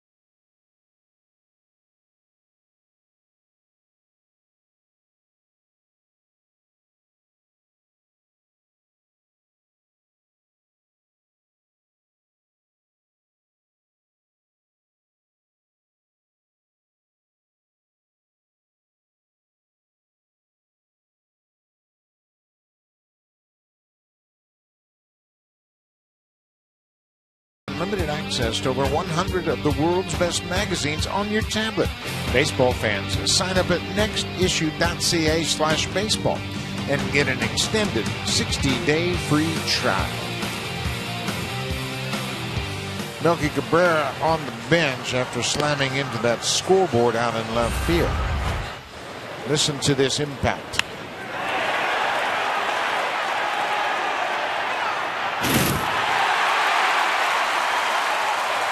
You can see that it may have knocked the wind out of him for a moment, knocked the wind out of him as he took a time before he could react and get after the baseball, but he hit that scoreboard flush. And it's part of the outfield wall. A lot of the outfield wall here at Miller Park is padded, but in left field there's that auxiliary scoreboard, so it's a little bit more firm. It's got a screening over top, so it's not as soft and cushy as the padded walls elsewhere in the outfield. R.A. Dickey, the pitcher, will lead things off here in the fifth.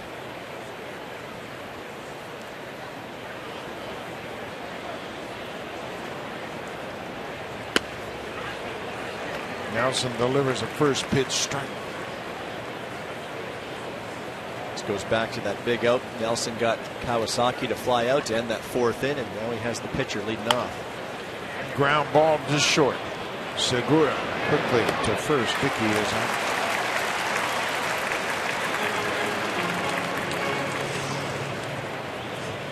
Well, the Brewers have been getting terrific pitching. When you look at the starters, they're 14-7 with a .236 earned run average in the last 27 games. Mike Friars did it yesterday. He had a strong 7-inning outing, allowed just 2 hits in 7 innings and struck out 6. Jimmy Nelson is facing his 4th straight, former Cy Young Award winner. He has made starts against Tim Lincecum, Clayton Kershaw, and Zach Greinke, now R.A. Dickey. But pitching is the thing that has really held the Brewers in first place.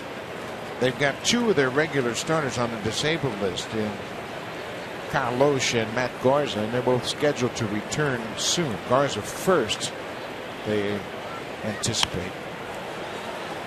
Excuse me, Loesch first, and then Garza possibly the first week of September. You talk about the pitching depth, and even when you're talking about the Blue Jays, the young kids, that's where it all starts. And with the Brewers in a pennant race here, they've had a couple of the older guys go down, and these young kids, last night it was the 29-year-old Flyers, but today 25-year-old Jimmy Nelson doing a wonderful job as well, filling in. These guys are contributing. You always have to have pitching depth. You never start a season with 5 guys in your rotation, and those are the only 5 you need. You want to be 7, 8, 9 deep. Mike Myers is 3-1. He's won all 3 of his starts filling in. Reyes pulls it past Reynolds down the right field line. He's making a turn around first. He's headed for second. He slides in with the double. Second hit of the day for Jose Reyes, inching closer and closer to that 300 mark. Reyes got a fastball here from Jimmy Nelson. He likes to throw fastballs. Jose likes to hit fastballs. This one up in the zone a little bit, but Reyes does a nice job getting on top. When the ball's up in the zone, you've got to get your hands above the baseball. He did just that. Nice effort there at first base by Mark Reynolds, but Jose just hit it too hard down that line. 27th double of the season. He's got 3 triples and 8 home runs to go along with those doubles. Melky Cabrera. Melky has popped out twice to the shortstop. It's one thing the Brewers were able to do last night was just to kind of keep adding on, tacking on those extra runs to build that lead. They were able to add one on in the 4th to make this a 2-0 ball game.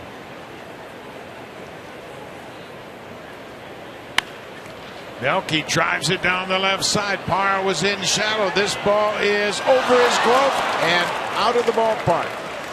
A ground rule double off the bat of Melky Cabrera drives home Reyes, and the lead is cut in half. It's 2-1 Milwaukee.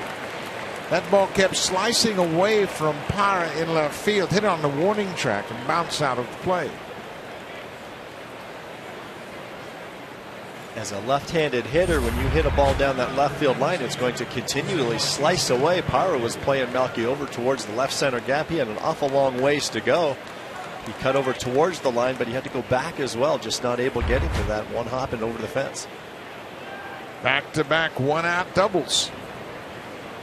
Bautista doubled his last time up. Blue Jays starting to zero in on Jimmy Nelson. They have now out-hit the Brewers 6-5.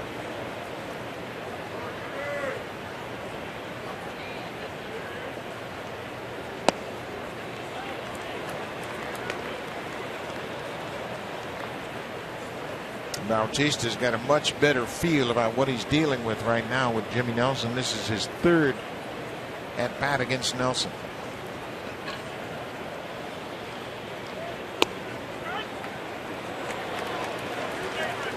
Perfect spot for 2-0 pitch again by Jimmy Nelson. Bautista in a good 2-0 fastball hitter's count. As you said, his third at bat. He's seen a lot from Nelson. Pitcher that you don't see very often. By the time you get up there now in the 5th inning, you got a pretty good idea of what his ball does.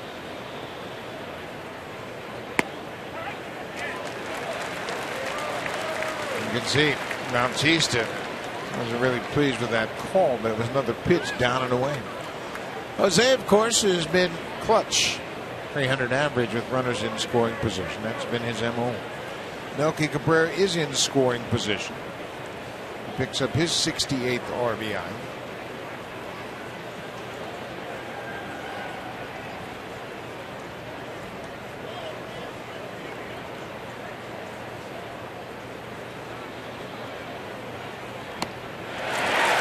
Bautista strikes out.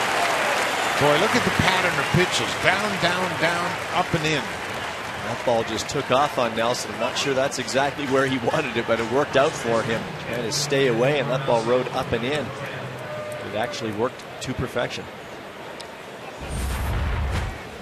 See the catcher, Lucroy, he wants that ball away again, just like the previous pitches, but that ran two-seam action running up and in on him. But sometimes the mistake pitch works as well, and that time it did against Bautista. Edwin Encarnacion with 2 outs. See in motion, that ball ran back over the outside corner. He said, okay, now I know I'm dealing with that pitch as well.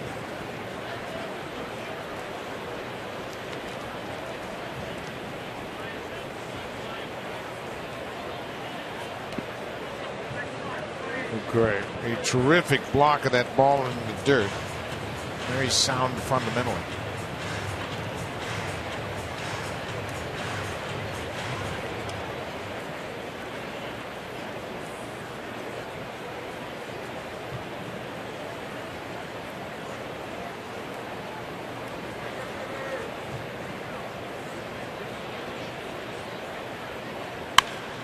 Ground ball, base hit. Cabrera's around third. He's going to score, and Encarnacion has tied it up. A 2-out RBI single. The Blue Jays scored 2 here in the 5th. And once again, the top of the order comes through for the Blue Jays. For Encarnacion, RBI number 73. Reyes with a double. Cabrera with a double. Encarnacion with a 2-out single. And this time the shift gets the Brewers. Shortstop Gene Segura playing way over in the hole, not even in the picture. Regularly positioned shortstop probably makes that play to end the inning right there. So it worked against the Brewers on that occasion. Edwin tying it up. Colby Erasmus goes after the first pitch and flies out to left field. That ends the inning, but the Blue Jays tie it. They scored 2 runs on 3 hits, and Encarnacion's RBI single ties it at 2.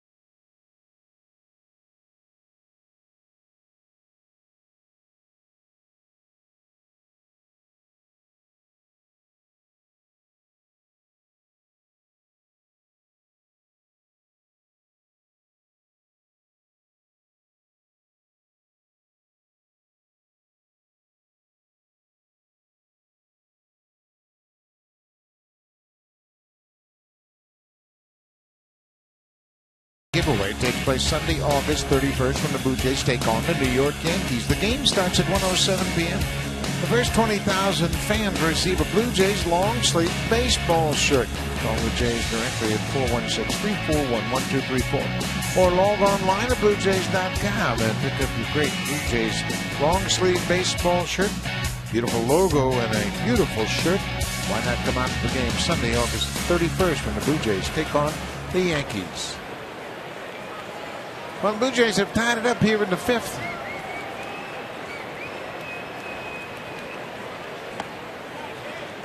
Carlos Gomez. He's gone 0 for 2 so far.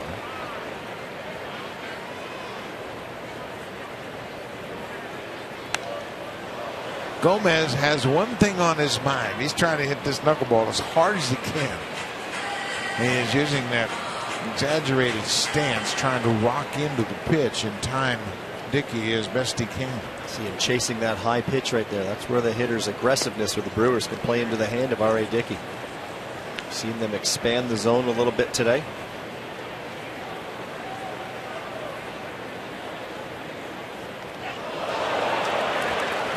And Dickey's saying, wait a minute now. Can you get out of the way? Yeah.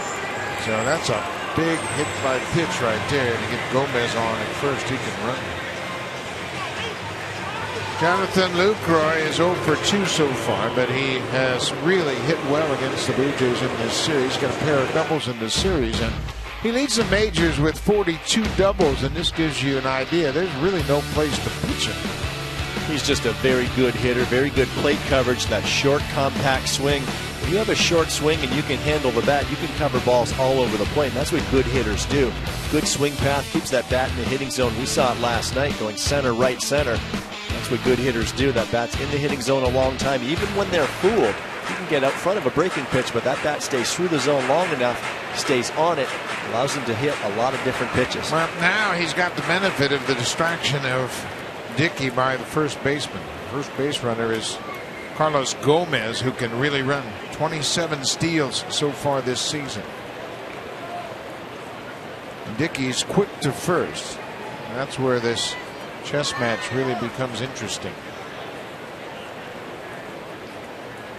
Dickey's quick to first with his feet. He's got a good move over there. He's quick to the plate delivering the ball as well, so it gives a catcher a chance. The difficult thing for a catcher, Josh Tolley, is catching a knuckleball in that big glove and trying to transfer it to your throwing hand.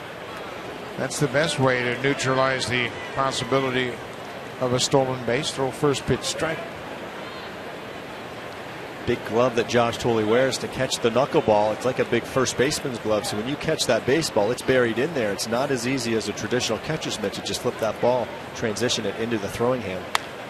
There's a base hit for Lucroy. He just slapped it through the hole, and Gomez is around first to third. Lucroy, he just took that big gap and slapped the ball right through it.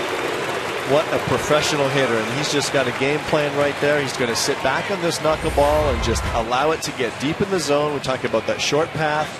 Boom, he just shoots that right hole. He's just shooting the hole on the right side of the infield. Edwin's holding Gomez on.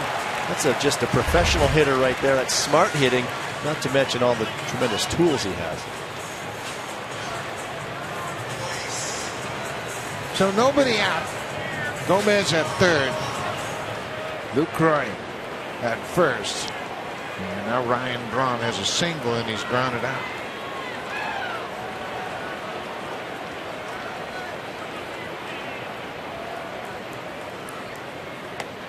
Upstairs. Josh Tolley does a terrific job catching this knuckleball. He has 6 pass balls. But when you think about how much movement that knuckleball has, and he really handles the knuckleball well. Yeah, he could easily have 16 pass balls. He does a great job, and especially, you know, the pressure that's on a catcher with a runner on third base. As a catcher, there's pressure on you already with a traditional pitcher, but with the knuckleballer, it is very difficult. We've seen him do just a tremendous job, and RA would be the first one to credit Josh Tolley and the job he does back there.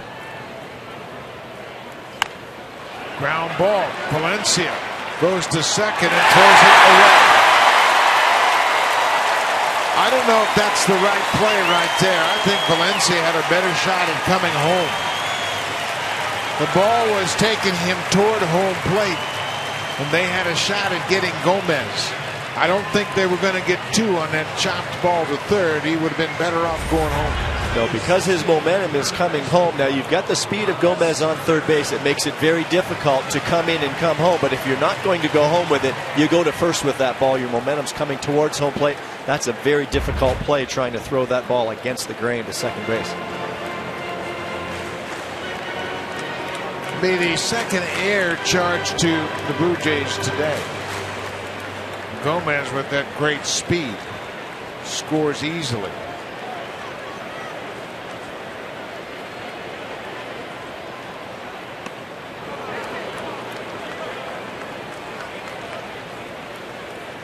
And those are things you have to factor in as a third baseman as you're coming to get that chopper. He's coming in after it. You know the speed of Gomez. That should be your first look. But as soon as you don't have a play there, your second look is to come up and go to first base with that ball. Ramirez pops it into the seats. It is scored a fielder's choice, an RBI for Braun. The error is charged to Valencia on the wide throw to second. So it's first and second. Still nobody out. This is where the Blue Jays have their struggles too. You just score a couple runs to tie this ball game up, and then you just give it right back. Valencia, second for one. Kawasaki back to first. Double play. So Ramirez bounces into the 5-4-3 double play. Lucroy moves to third, but now there are two outs.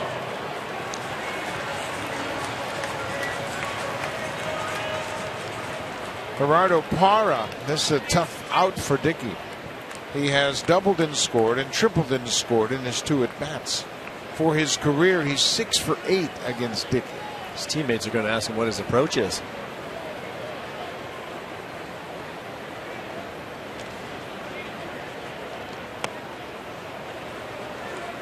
Ball downstairs.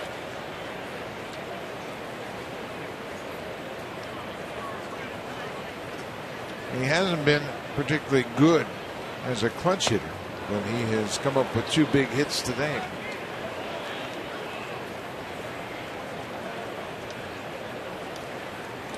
(3-2) Brewers. They got that run back right away as the Blue Jays tied it up in the 5th with 2 runs of their own.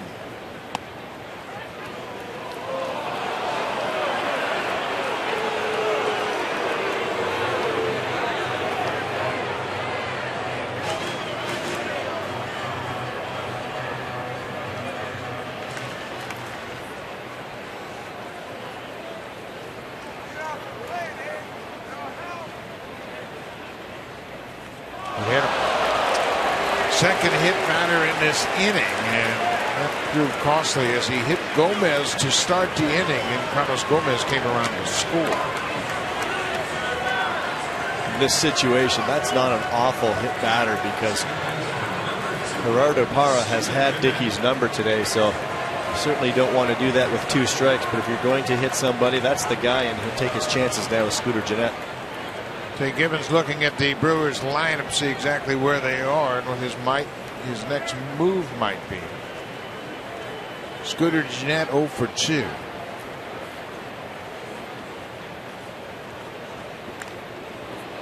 Don't be surprised if the Brewers try to steal a run here. Parra's got decent speed at first base. Lucroy runs well. He's at third, and with the knuckleballer and the fact you got to catch it, throw it, they might try to steal another run here. And we'll see if Josh Thole throws the ball. He's got a sign from the dugout. He gives that sign to his infielders as to what they're going to do in defense of the first and third double steal. Now it's 0-2.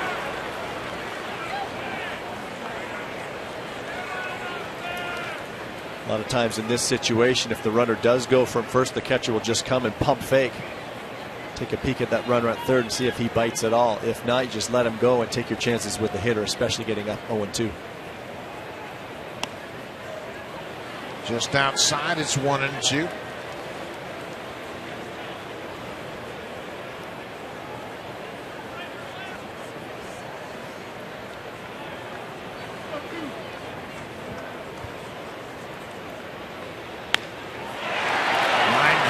into center. Rasmus gets there, and the inning is over. But the Brewers have retaken the lead. They've scored a run here in the bottom of the fifth. R.A. Dickey trails 3-2. Danny Valencia will start things off when we come back.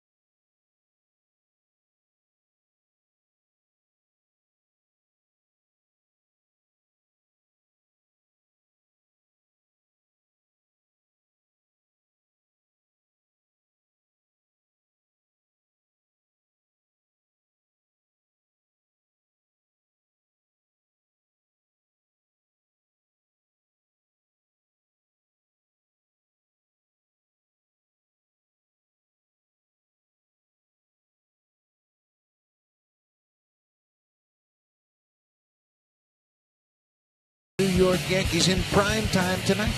Michael Pineda makes his second comeback start. The Yankees and the Astros on 4 channels tonight, starting at 7 p.m. Eastern time.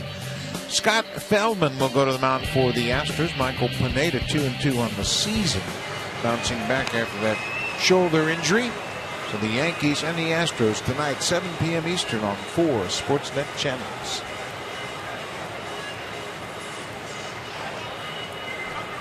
Back and forth ball game as Milwaukee scored a run in the second, added a run in the fourth. The Blue Jays tied it up at 2-2 in the top half of the fifth, but the Brewers have retaken the lead. A couple of hit batters in the inning for R.A. Dickey and Air. Ryan Braun picked up the go-ahead RBI on a fielder's choice. It'll be Valencia, Tolle, and Kawasaki.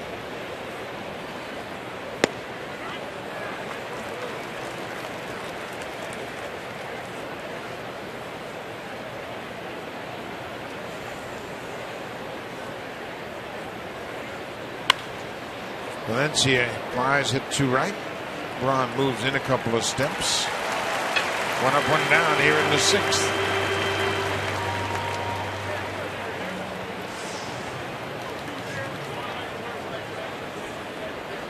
Jimmy Nelson taking one of the 2 spots in the rotation. He and Mike Fiers have filled in admirably for the injured Kyle Loesch and Matt Garza.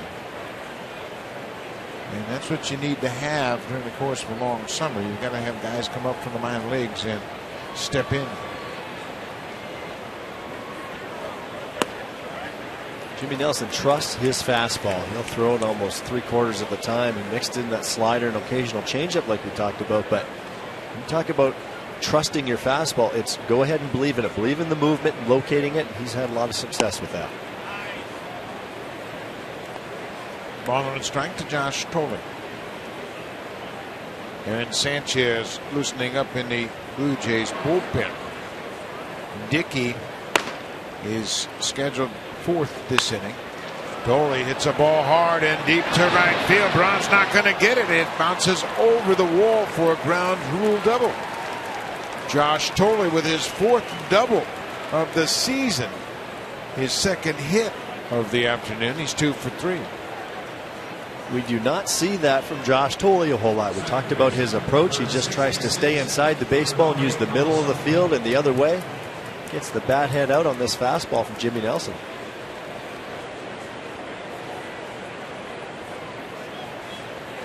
Munenori Kawasaki has walked and flied out.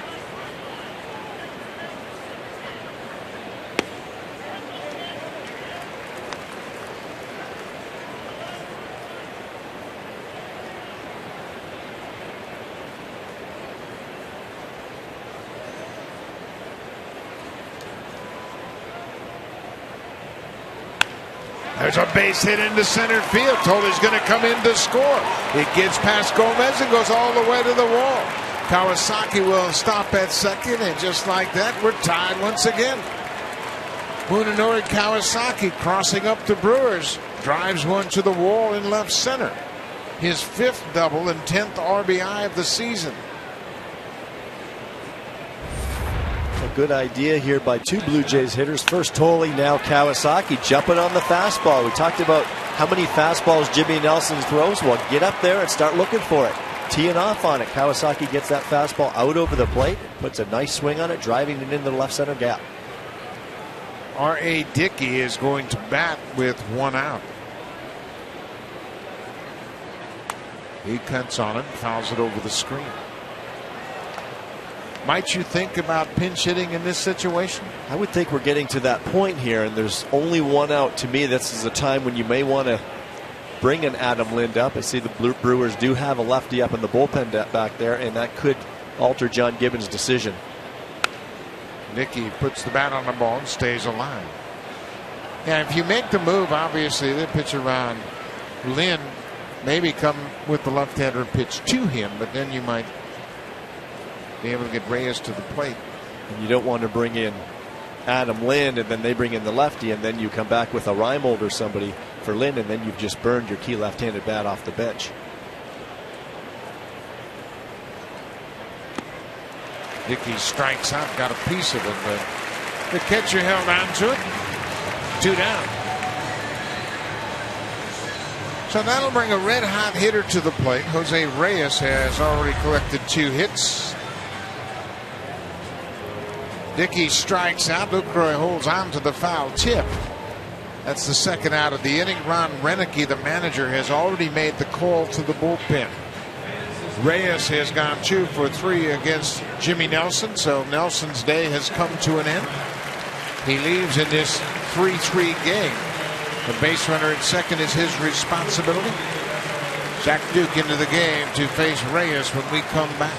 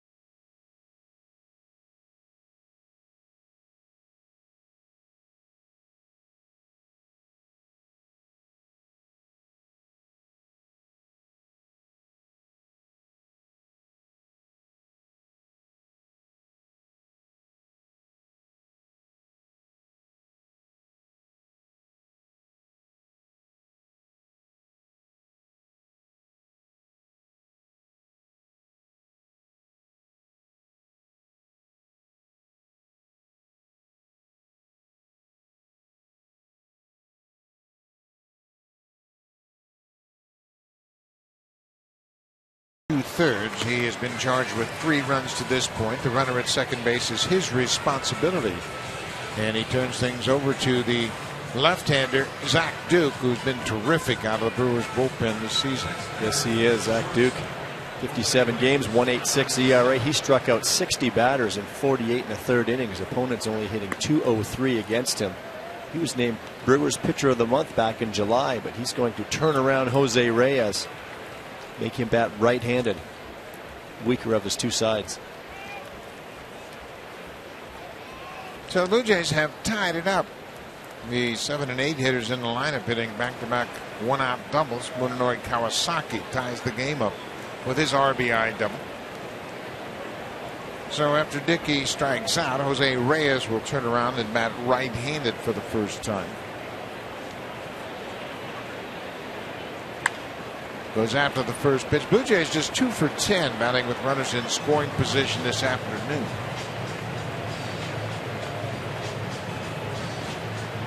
They have tied the game up in the last 2 innings. They scored 2 in the 5th to tie it up.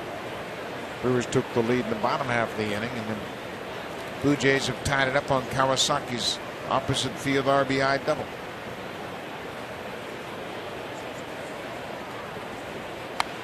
Reyes fouls it back. Including this game today, Jose Reyes for his last 9 games is 18 for 41. That's a .439 batting average. He's got 4 RBIs and he's scored 9 runs. Big numbers. His batting average now at .293. I spoke to Jose about that just even since the All-Star break, and I said, did you really need the rest? Is that what helped? And he said that it came at a very good time, but he also thinks he's being a little more selective with his pitches now. Rips that breaking ball down the left field line. I tell you what, the All-Star break gave him a good time for everybody. I think they were mentally worn out after that 2-8 road trip. Yeah, and especially I think when you look at the Jose Reyes, Melky Cabrera, Jose Bautista, these guys that pretty well play every inning of every game, and that has to take its toll. That All-Star break could not come soon enough, but as you said, especially after that rough West Coast trip.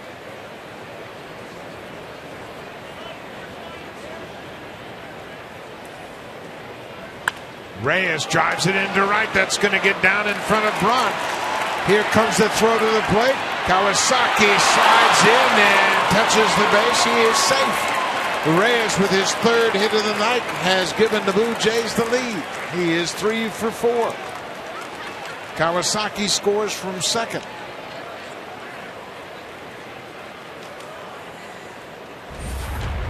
Good piece of hitting right here by Jose. Kawasaki going all the way, and that's the key, is getting that jump with 2 outs. He's rolling. Lucroy cannot hang on to the baseball. Would have been a close play, but I think Kawasaki was getting in anyway. Nice piece of hitting. Good slide by Munenori. Kawasaki swiped home plate on his first slide by.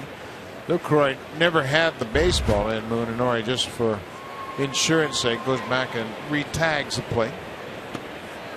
Melky Cabrera waves at that first pitch breaking ball. Big thing there with 2 outs. Kawasaki's going on contact. If there was less than 2 outs right there, he would have had to hang up a little bit at second base and make sure that that ball was not caught in the air by Braun. He would have only been able to advance 90 feet. Melky singles into center. His 2nd hit of the afternoon. So Duke has come in here and given up back-to-back base hits. He also allowed the inherited runner to score. He had been very effective stranding inherited base runners. He had stranded 23 of 30 before he allowed Kawasaki to score. So Duke comes in to face Reyes and Cabrera, a couple switch hitters, and gives up back-to-back hits. Ron Renicky out will make a pitching change as Duke has one of his less effective outings of the season.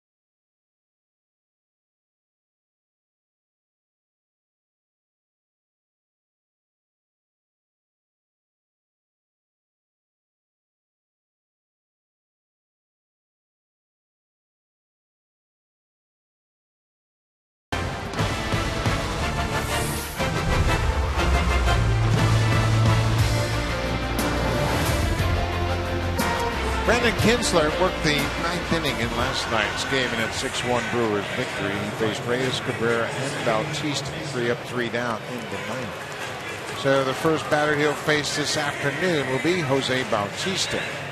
Bautista has hit 1 of 6 Blue Jay doubles here this afternoon. He is 1 for 3. Reyes at second, Cabrera at first. 2 runs in, the Blue Jays have taken a 4-3 lead.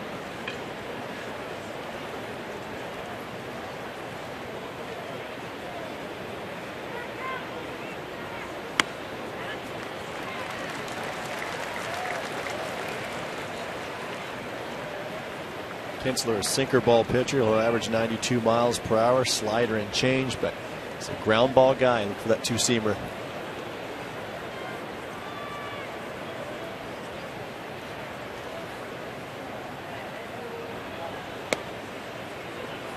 Kinsler is an interesting study in perseverance.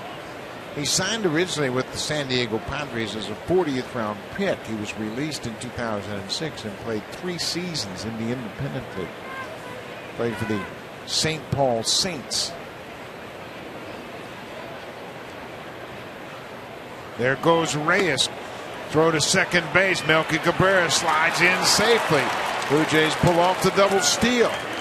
Melky Cabrera picked up on the break by Reyes. Reyes number 23 for Melky number 6. Well, it's a design play by the defense that if they double steal, but watch Melky Cabrera reading Jose. This is not a sign. Jose Reyes is going on his own. Melky reads that. That's why when he's getting his lead off first base, he's looking right at him. Good pickup right there. He gets good enough jump because Lucroy throws that ball to second base. Melky got a good enough jump to slide in safely. Bautista with a chance to drive in 2. Maybe more. High, deep, make it 3. 3-run home run for Bautista. Number 24.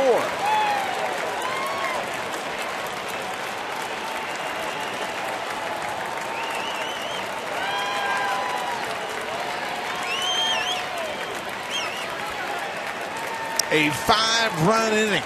Again, the top of the order doing all the heavy lifting. Doing all the heavy lifting, and it's capped off with the 3-run homer. We talked about the power numbers, the home runs drying up. The Blue Jays, when they homer, they're way more likely to win ball games. Jose Bautista hitting this fastball from Kinsler into that Brewers bullpen left center field. 2 runs charged to Zach Duke. He didn't record an out. Coming inside on him, and Jose, we talked about it earlier. He's looking in there. He's almost leaving early. Gets the barrel out. Edwin Encarnacion goes deep to center field, but Gomez has room. The inning is over, but the Blue Jays score 5 runs on 5 hits. Jose Bautista's had a double and now a 3-run home run. RBI number 77 for Bautista. 7-3 Blue Jays.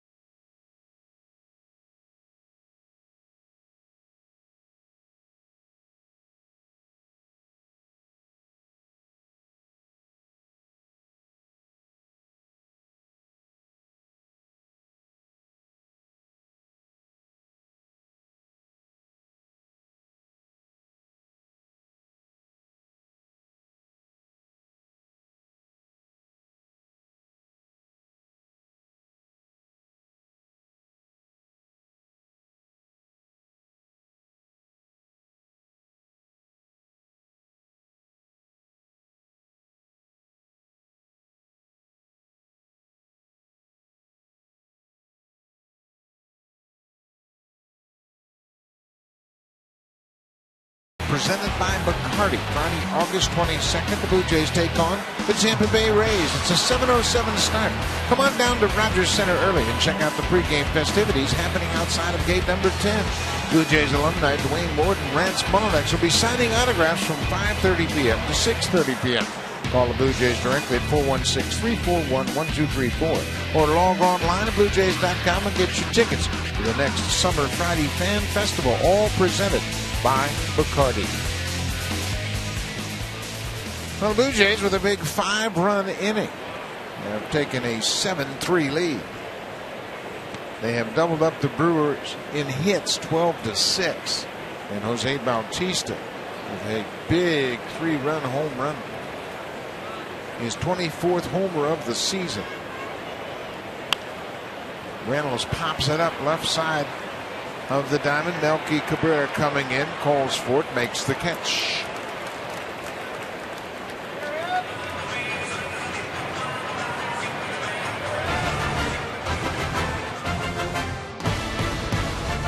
Save during the homeowner sale only at Home Hardware and Building Center locations. Homeowners helping homeowners with expert advice.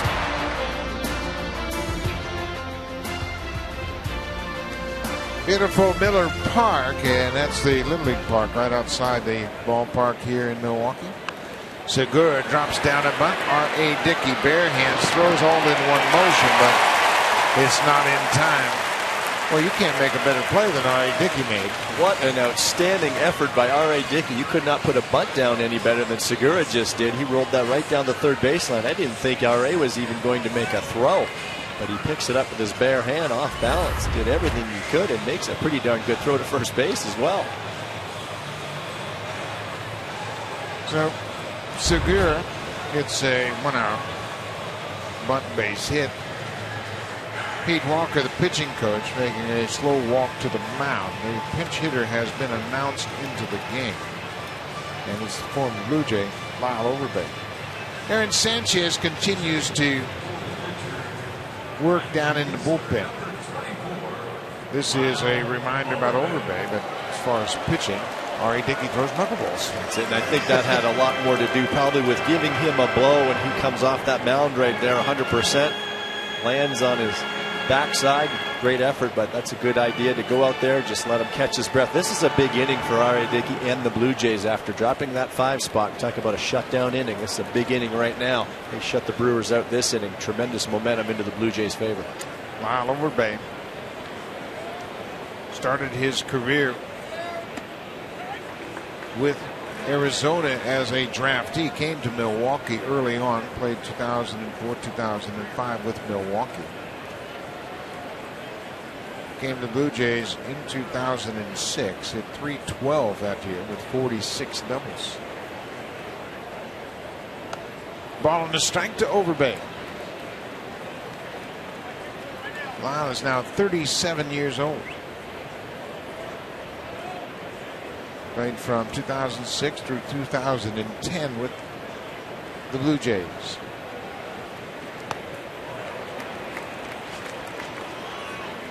Tough assignment coming off the bench and pinch hitting at any time, but especially against a knuckleballer. Really difficult to have a real plan or approach. Overbay's had a lot of at-bats against Dickey. He's 3 for 24.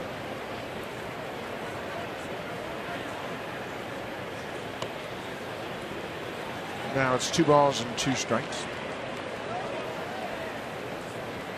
Most pitchers, when you're coming off the bench, you've got a good idea of what they do, what they're trying to do. If it's a fastball type pitcher, if he throws a breaking ball more.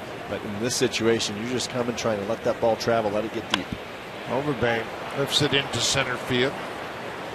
Rasmus comes in. The pinch hitter is retired. 2 down in the 6th.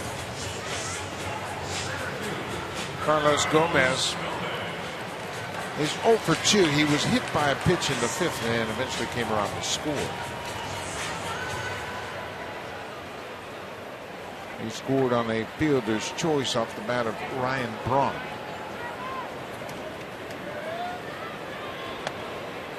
He's gone back to a more traditional batting stance in this, his 4th at bat against Dickey.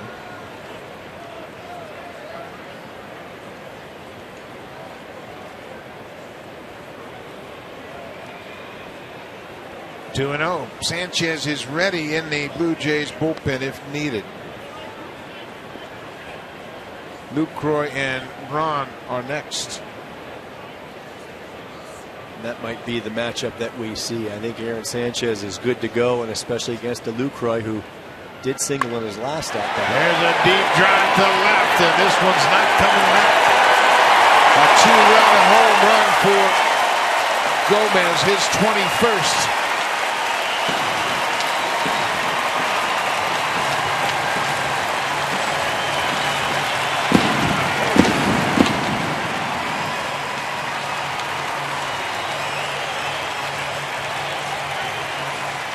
Bernie Brewer waving the Brewer flag as Gomez hits a 2-run home run with 2 outs here in the 6th. It's down to a 2-run Blue Jay lead. And it was the knuckleball that broke down, had some good depth to it actually, but that played right into that uppercut swing of Carlos Gomez, that approach that he has going on today. And what we say about a shutdown inning, this changes the game dramatically. The Brewers are right back in it. So Dickey is out, Sanchez is in, and Aaron Sanchez has been impressive in his first big league season, coming up, working out of the pen. He'll take on Jonathan Lucroy. When we come back, it's a 7-5 Blue Jays lead.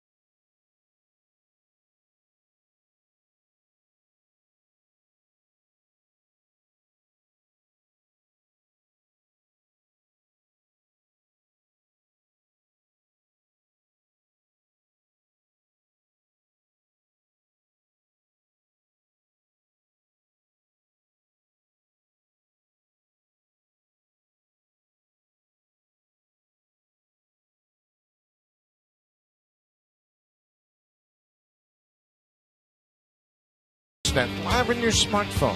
Visit RogersAnyPlaceTV.com/sports to get started. R.A. Dickey in line for the win. He goes 5 2/3. He is charged with 5 runs on 8 hits. Carlos Gomez with a 2-run home run has knocked Dickey out of the game, but the Blue Jays still have a 2-run lead. Aaron Sanchez into the game, making his 10th appearance. He's done a nice job too, pitching to a 1.8 ERA, pitched in back-to-back games Friday and Saturday at Chicago. Misses with that first pitch to Jonathan Lucroy.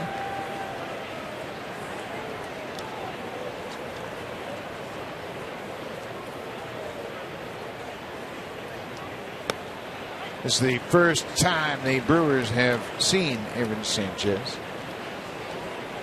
He wasn't up with the big club when the Brewers played in Toronto.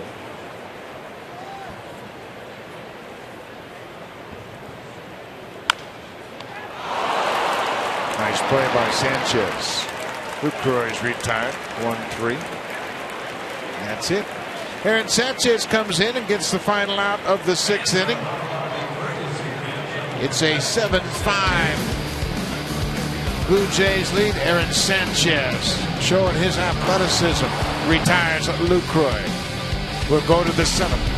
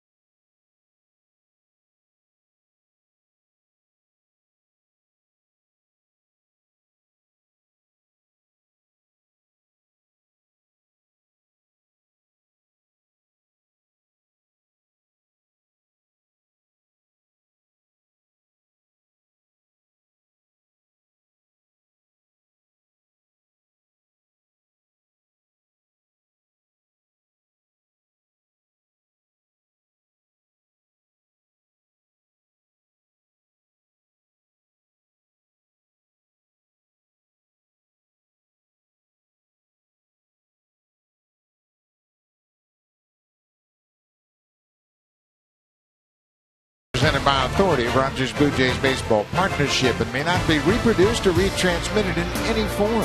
And the accounts and descriptions of this game may not be disseminated without the express written consent of Rogers Blue Jays Baseball Partnership.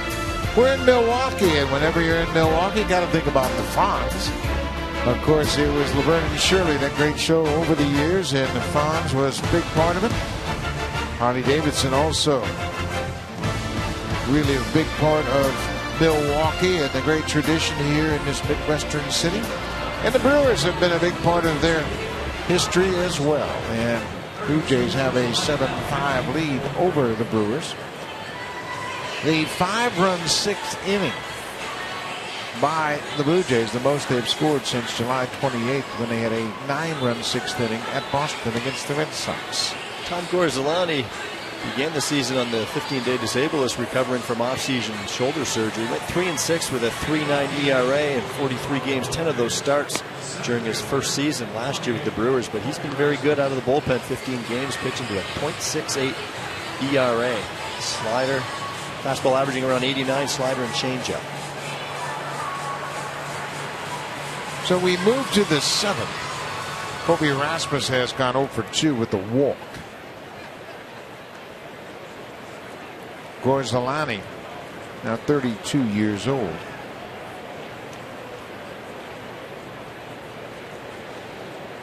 He's a second-round pick of the Pirates. He and Zach Duke both spending time with Pittsburgh.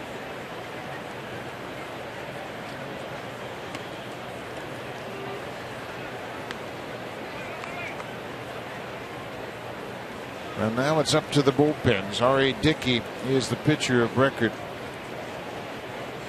for the Blue Jays, and Jimmy Nelson, he's on the hook for the loss as we speak. Nelson goes 5 2/3. He is charged with 4 earned runs on 9 hits. Zach Duke didn't record an out. He gives up 2 runs on 2 hits.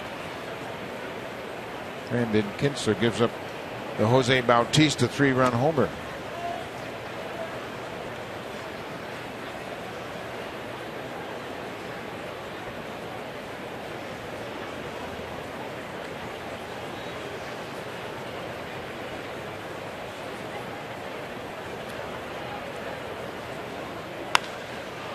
There's a fly ball to center. Carlos Gomez moves to his right. Rasmus is retired, 1 down.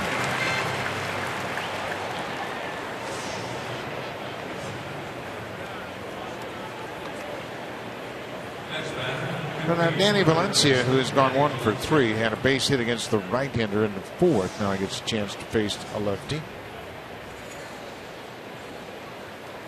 Coming into this game, Valencia a .321 career hitter against Milwaukee.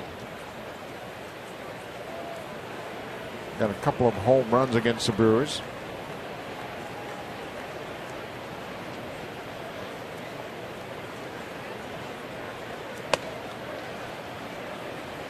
Valencia changing that approach a little bit after grounding out to short the first time up. Doing a nice job staying on that ball, using the middle of the field a little bit better, lining a base hit up the middle in the 4th inning. He's a pull type guy, so he's better, and he said he's better when he stays more in the middle of the field. Valencia for the season has a .369 batting average against left-handed pitching. Just .203 against righties coming into this game.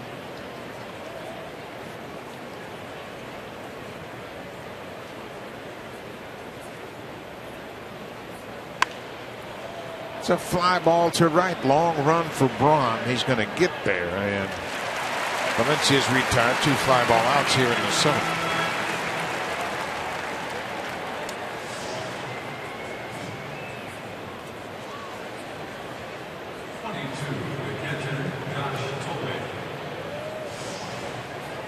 Josh Tolley's had a good day.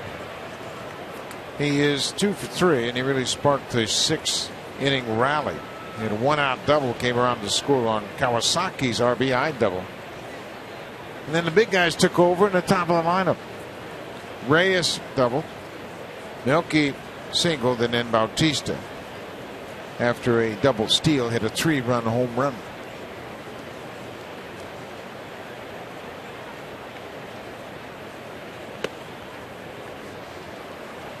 This is what John Gibbons has been waiting for, the offense to break out. It's been a while since the Blue Jays have scored 7 runs. The 7 runs today, the most they have scored since they scored 14 on the 28th of July against the Red Sox. When you said it, the big guys have to perform, and the top of the order has done a lot of that damage today. And then when you get some contributions from the bottom, like Tole and Kawasaki today, that really balances thing out. That's when you start scoring chunks of runs.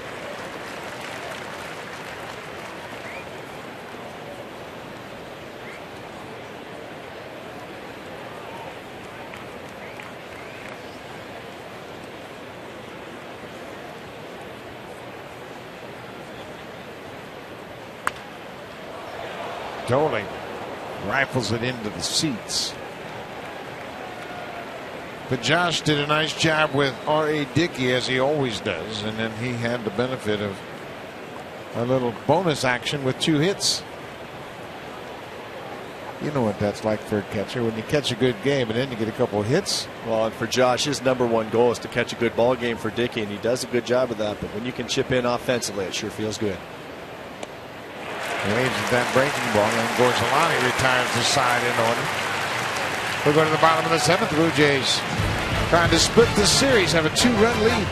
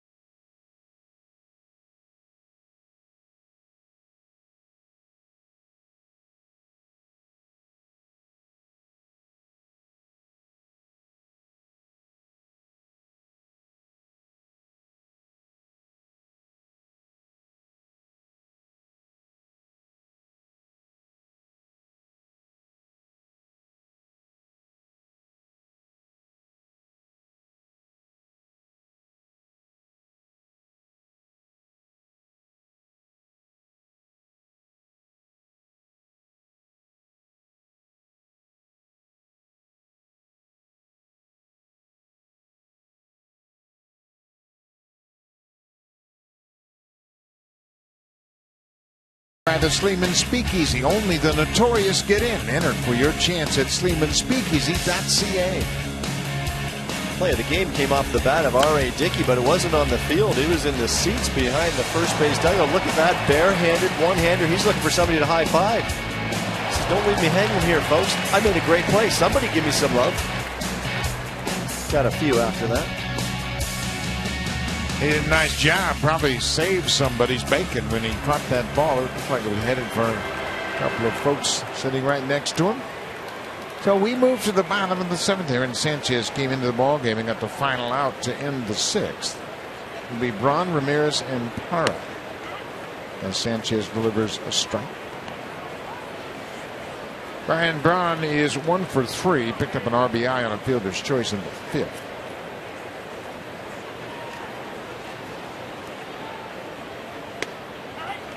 This has got to be quite an adjustment for the Brewers hitters after facing R.A. Dickey for 5 2/3, trying to catch up to that 98-mile-an-hour heater. And I'm sure that's the thinking for John Gibbons going to the bullpen for Sanchez. Aaron's been very good. He'll get up to 97, 98 miles per hour with his fastball, but he'll go 4-seam and 2-seam. The 2-seam will give him some sink. We saw how he got out of that last inning on that comebacker from Lucroy. But he's got the power curveball as well and a changeup.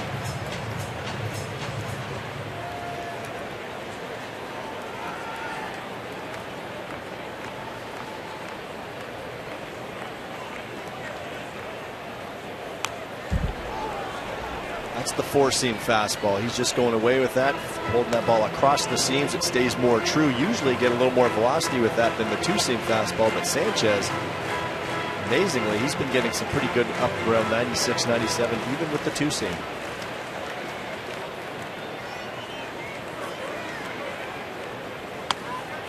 Strike three, curveball. Brown couldn't believe it, but it looked like it split the heart of the plate. One out. Let's check in with Jamie Campbell.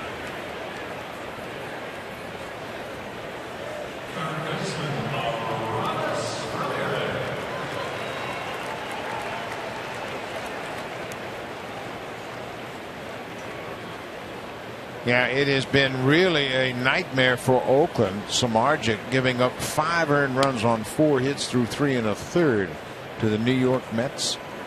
Their offense has dried up. They haven't scored many runs.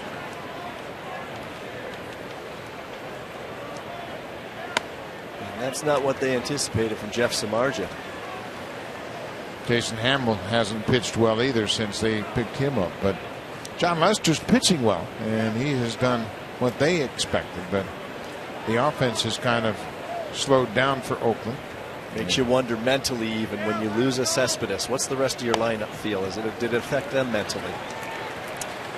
Well, that's the roll of the dice that Billy Beane was willing to make.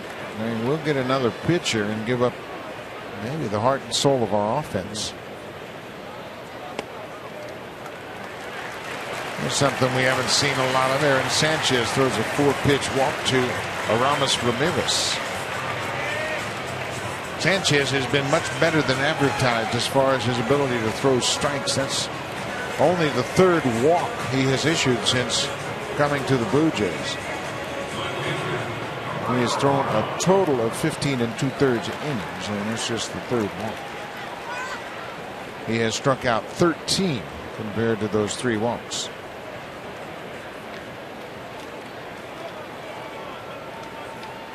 Gerardo Parra has had a good day. He is perfect on the afternoon. Little grounder up the first base line. That's a fair ball, and another good play by Sanchez. He is calm customer boy, and he never panicked. That ball was right in the foul line, and he was going to really make a tough play. This looked like it was going to stay fair. In most cases, off that left-handed bat, he's got that top spin. It looks like it could go, but this one looked like it may have stayed right along that line, and that's a split-second decision a pitcher has to make. I think Sanchez made a good one, because if you can pick that ball up and get him out, why not do it? Get it. And he knows he could do that. Tough play. He picks up the baseball, and he's falling across onto the foul territory side. He's got to throw that across the runner, but if you can get him, you pick that thing up and get him. See, those are things that don't show up on the scouting report. You don't see that in the scouting report. The ability to stay calm under a tough situation. That was a tough play. Very tough. And he made a quick decision and made a very accurate throw. But you don't always see those kinds of reactions from a youngster, and he never panicked. He's had the ability to slow the game down. You hear that term all the time, and that's the suggestion youngsters hear, and Aaron Sanchez has heard that when he came up to the big leagues rather quickly. Slow the game down, and you're able to execute plays just like that. 2 outs. Ramirez at second. Scooter Gennett, the second baseman. Now it's 2-0.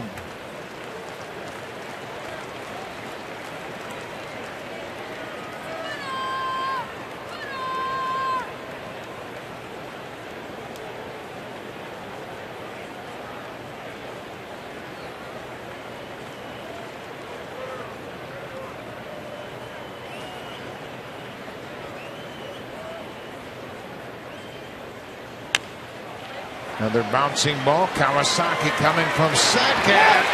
Not in time. A little chopper. Kawasaki was deep at second base. Scooter Gennett hustling up the line. Beat it on a bang play at first.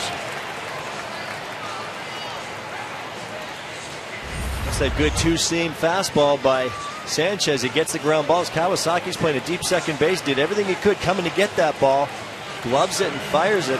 Looks like Gennett got that foot there just in time. Maybe not. John Gibbons might be popping out challenging this play. Here's the replay, and the ball is Not quite in the glove. Boy, that is close. And John Gibbons, the manager of the Blue Jays, has finally come out of the dugout, and he's approaching the first base umpire. That's Phelan Culbreth. He is the crew chief of this umpiring crew. And Gibbons says, you know what? Let's give that one a look. Of course, that's a pivotal play. There are 2 outs, and if they can get this overturned, it would end the inning.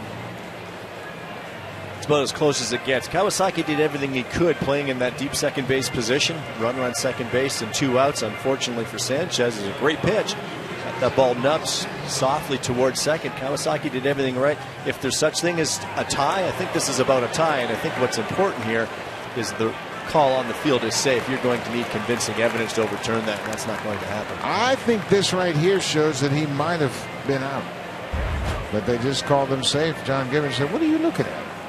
Are you kidding me? We have seen that reaction more often than not from Major League managers.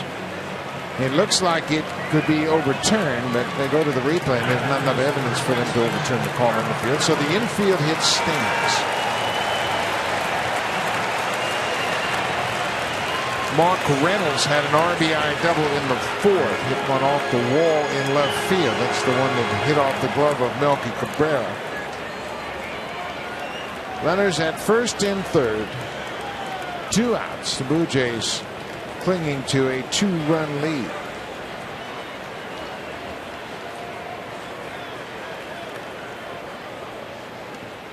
Breaking ball in the dirt. Sanchez threw 1 good breaking ball this inning. That was the pitch that struck out Ryan Braun. Doing the 2-stunt curveball. Even that was a little bit of a hanger as a backup curveball, not the one that Sanchez wants to throw. He wants to be more like that last one he just threw to Reynolds diving down in the zone.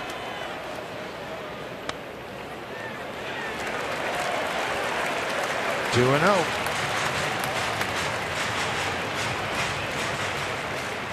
It's a good test for Sanchez right here. We talk about him being a youngster and coming up and pitching now in big situations. And in this situation, the game is on the line against a very good team here in Milwaukee.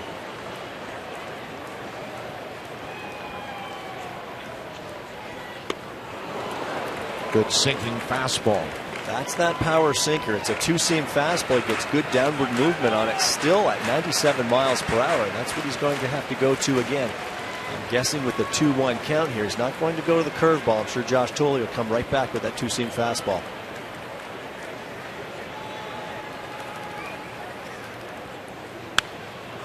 He did, and Reynolds is late and fouls it out of play. Aaron Sanchez has had a couple of tough outings. He worked 2 innings against Baltimore and gave up a couple runs, including a home run. He walked 2 in that outing as well. The only other run he allowed was in his 2nd outing, July 27th, in New York. Breaking ball pulled foul. Left that curveball up a little bit too. Sanchez wants to get that thing started around the middle of the plate and have that ball dive down and away on Reynolds. It's more of a 12-6 curveball, but he wants that good depth. He doesn't want to start it up in the zone. That's the one right there you can get hurt on. 2 balls, 2 strikes.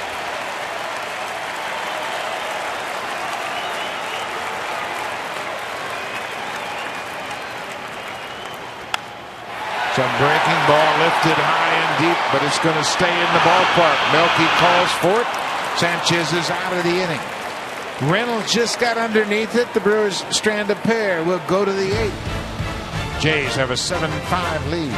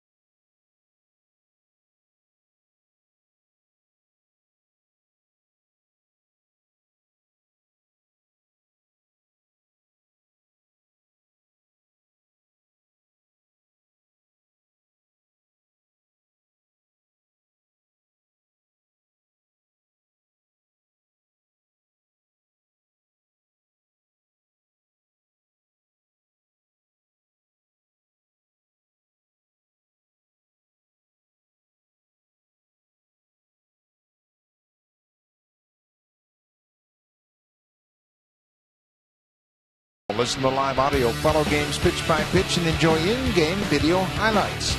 The app is available on the iPhone, iPad, iPod Touch, Android, and BlackBerry. Season-long subscription packages are available. Visit BlueJays.com for more details. We are in Milwaukee. This is the final game of this short 2-game series. Blue Jays beat the Brewers in a 2-game series at Rogers Center. Brewers won their first game here last night, and the Blue Jays have the lead. Collison has been announced into the game as the pinch hitter. Gorzelani was all set to make the pitch, and then Ron Renneke popped out of the Brewers dugout.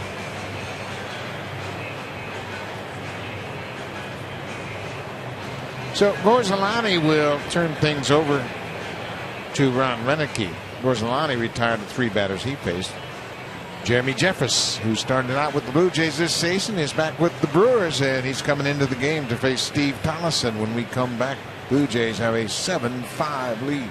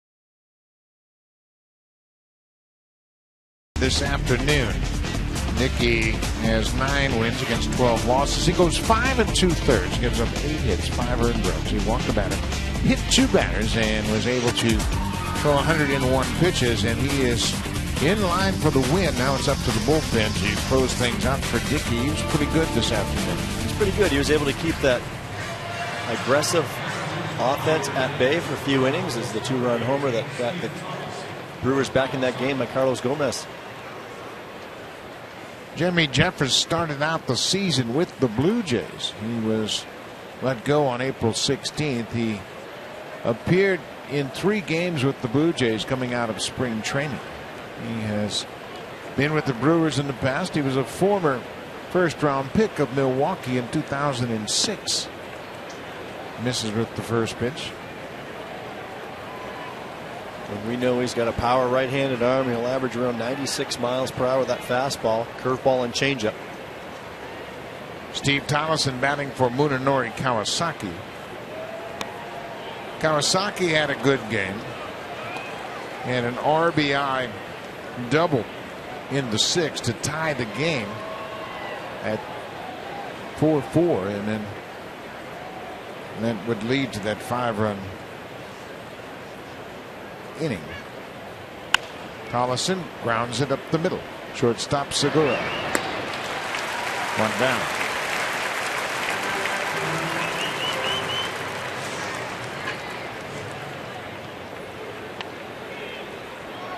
Deanna Navarro will come off the bench and bat for the pitcher. Aaron Sanchez. Dickey. Then Sanchez. Now Navarro comes on to pinch hit. Janner's had a good offensive season, batting .273. 9 homers, 53 driven in.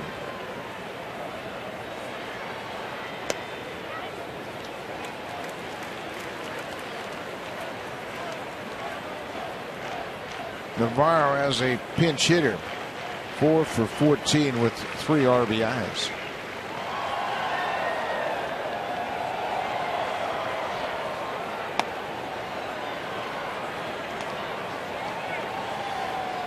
Brett Cecil, the left-hander. It's the bottom of the Brewers' order, scheduled to bat in the 8th.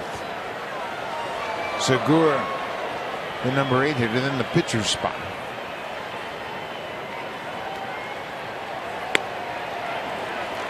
Navarro tried to check his swing. He went around. It's 1-2. We're in the 8th inning. Blue Jays fell behind early 2-0. They tied it up in the 5th, fell behind 3-2, and then had a 5-run 6th inning to take a 7-3 lead. Brewers scored 2 in the bottom of the 6th. That's where we are now, 7-5 Jays.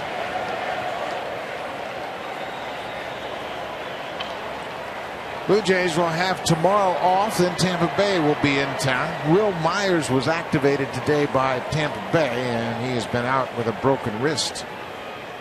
He's on the 60-day disabled list. So he'll be at Rogers Center over the weekend. Indians got some bad news today. Nick Swisher will be gone for the rest of the season. He's going to have orthoscopic surgery on both of his knees. Hard charging Cleveland Indians. Yeah, they have played well. They're 2 games over 500.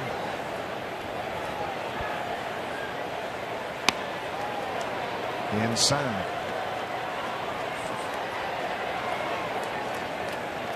Cleveland is tied with the Blue Jays, currently 4.5 back in the wild card race for that second spot in the wild card. Jose Reyes, a 3-hit day, scored a couple of runs, drove in a run.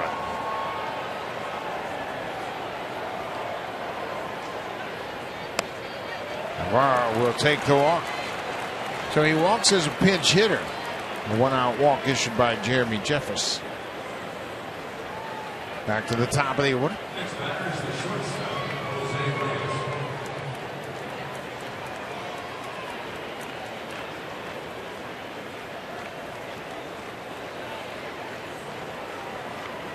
Reyes with 3 hits today has his batting average up to .294. He's had 2 4-hit days this season.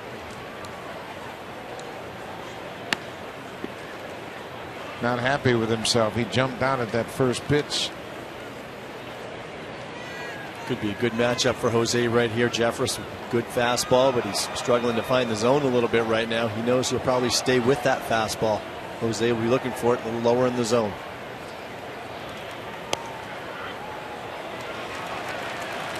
Ball on the strike. Reyes had 4 hits in the 19-inning game against the Tigers.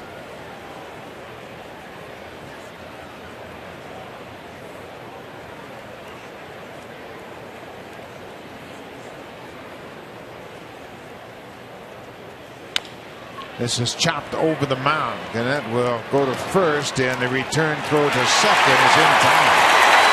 Boy, what a good play by Scooter Gennett. Scooter Gennett knew exactly who was running from first, so he stopped, ready to throw to first, and finishes off the inning for the double play. We'll go to the bottom of the 8th. The Blue Jays have a 7-5 lead. Now it's time for Blue Jays Central Update. Here's Jamie Campbell and Kevin Barker.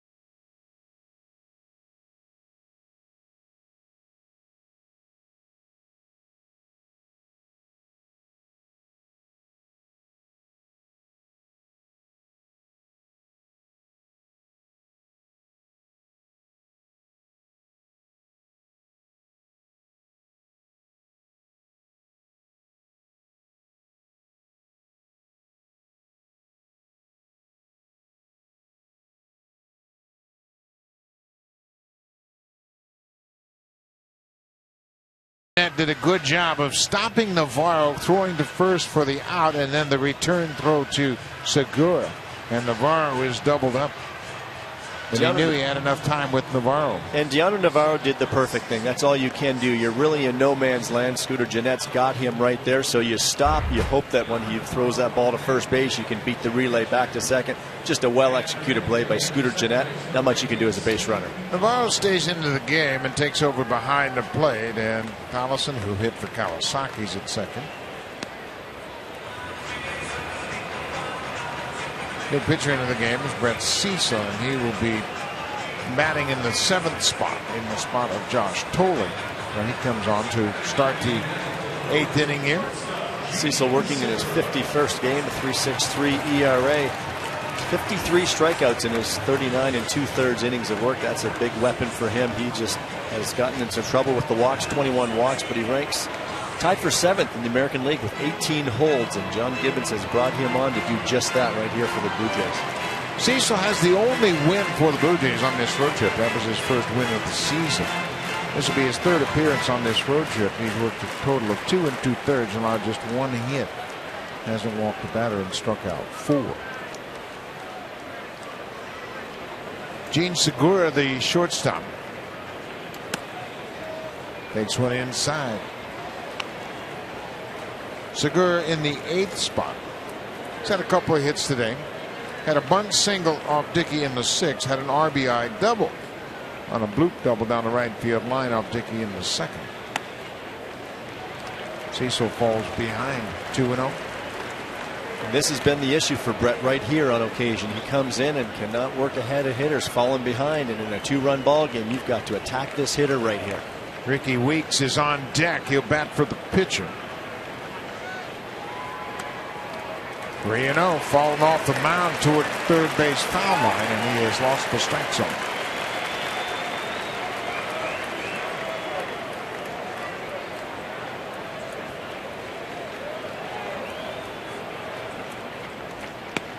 A 4th pitch walk to the leadoff man here in the 8th.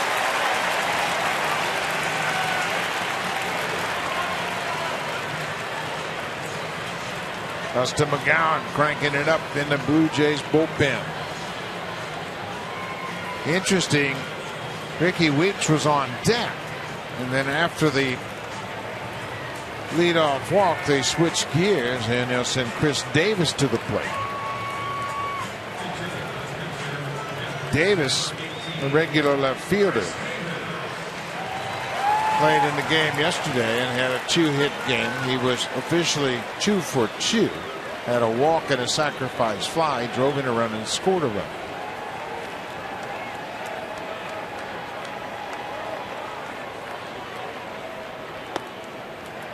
Five straight balls thrown by Brett Cecil. Interesting move. Weeks was out on deck. He has had more pinch hit at bats than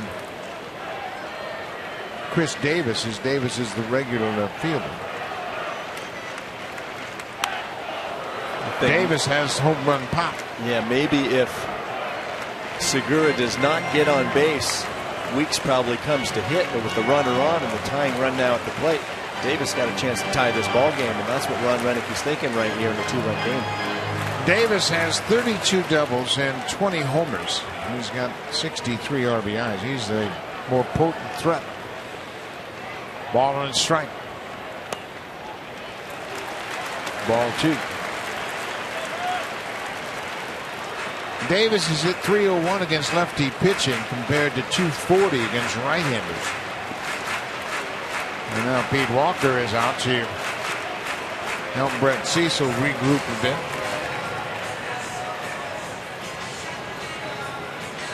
This Brewers team, as we mentioned earlier, has been in first place since the 5th of April. And they have no intention of giving it up.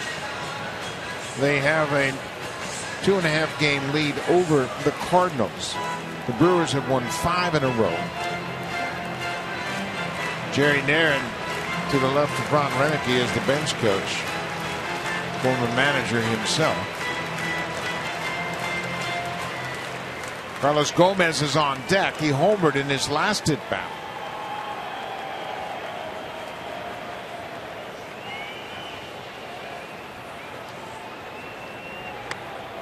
Cecil gets that curveball in there. 2-2. And I'm sure that's what Pete Walker is thinking going to the mound right there, reminding him that his hitter can tie the ball game up with one swing of a bat. The curveballs have not been bad from Cecil right there. He missed with 4 balls to start against Segura, but that breaking ball will help you get out front a little bit more. Breaking ball up the middle.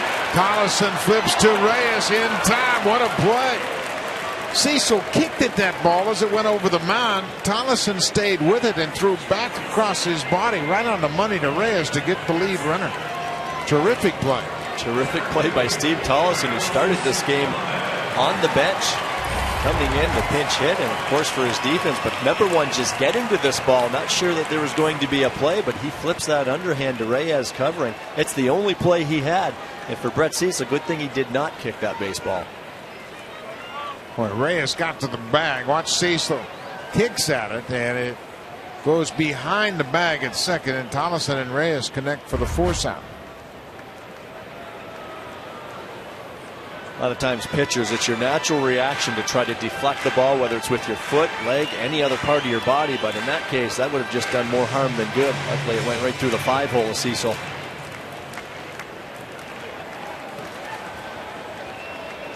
Carlos Gomez, 1 for 3. Now 2 for 4. A first pitch single.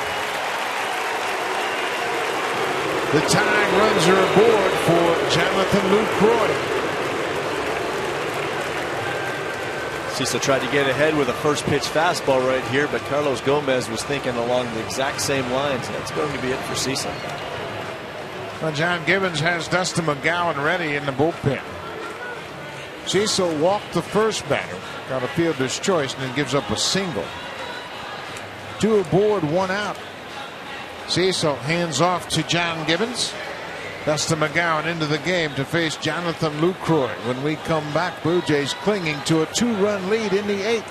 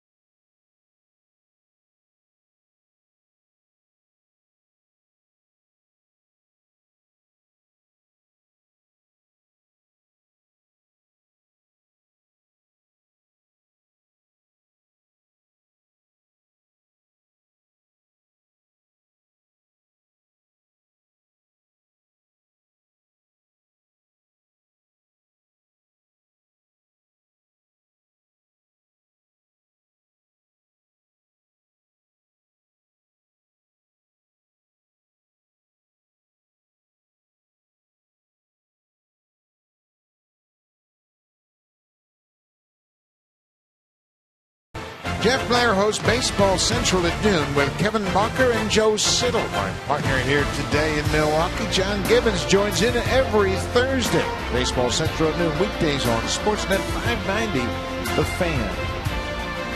Kevin Barker has connections here with Milwaukee. He was drafted by the Brewers out of Virginia Tech.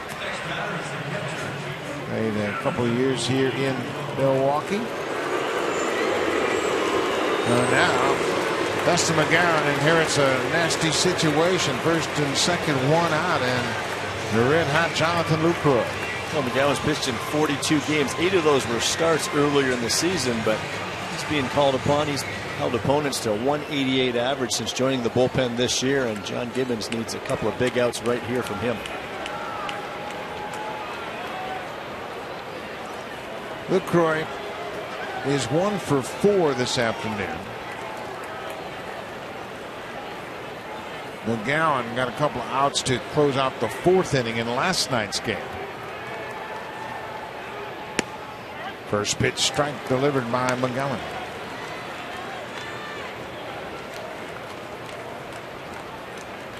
McGowan will be around 95 miles per hour. Good power arm out of that bullpen, slider and changeup. And he needs a ground ball right here, and that two-seam fastball, he can get it from Lucroy.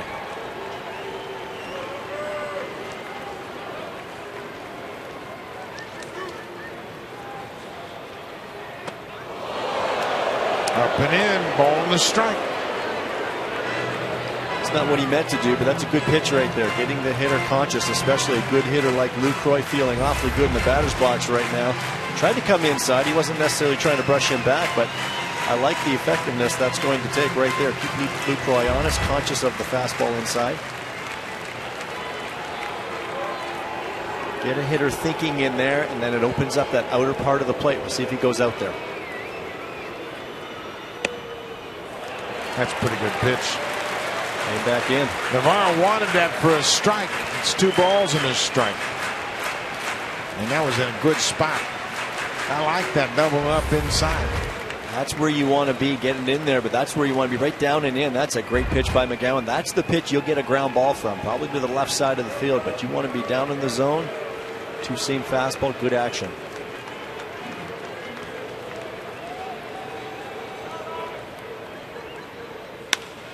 Ground ball. McGowan goes to second. Reyes back to first, and Dustin gets out of it.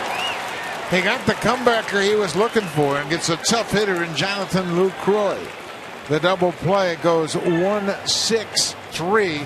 Good play by Tollison to get the first out of the inning.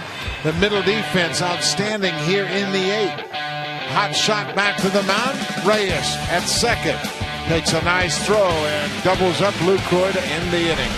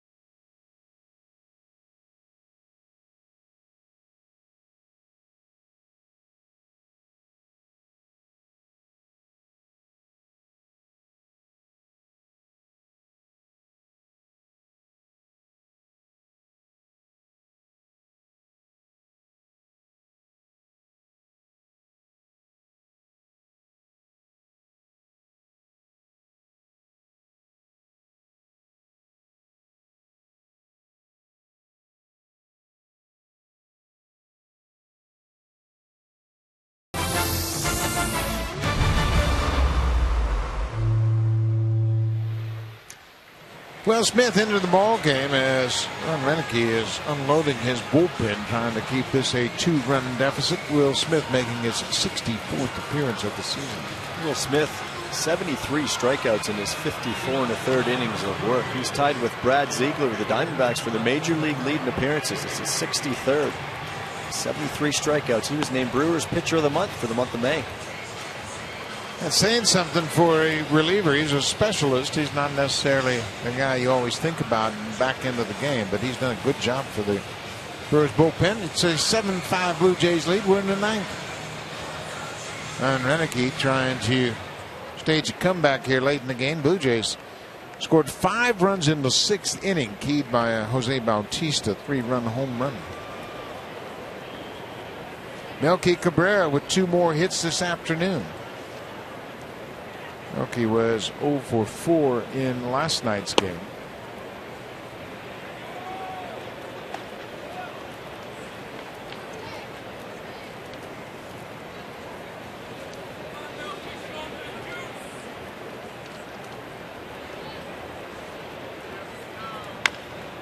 Bounced foul outside of third.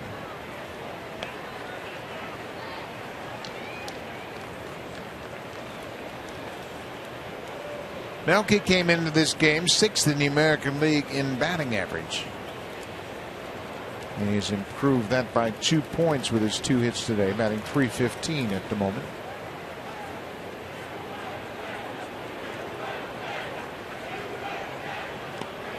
Breaking ball, he waves at it, gets away from Lucroy.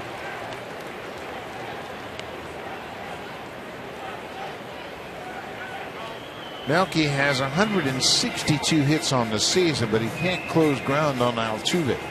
Jose Altuve of the Astros has 174 hits. He gets 2 hits every day. And just keeps hitting. Now the curveball, this time he puts it in play, but foul. Altuve and Cabrera are 1st and 2nd in hits. They're also 1st and 2nd in multi-hit games. Altuve has 53. Melky Cabrera now with another multi-hit game today has 49.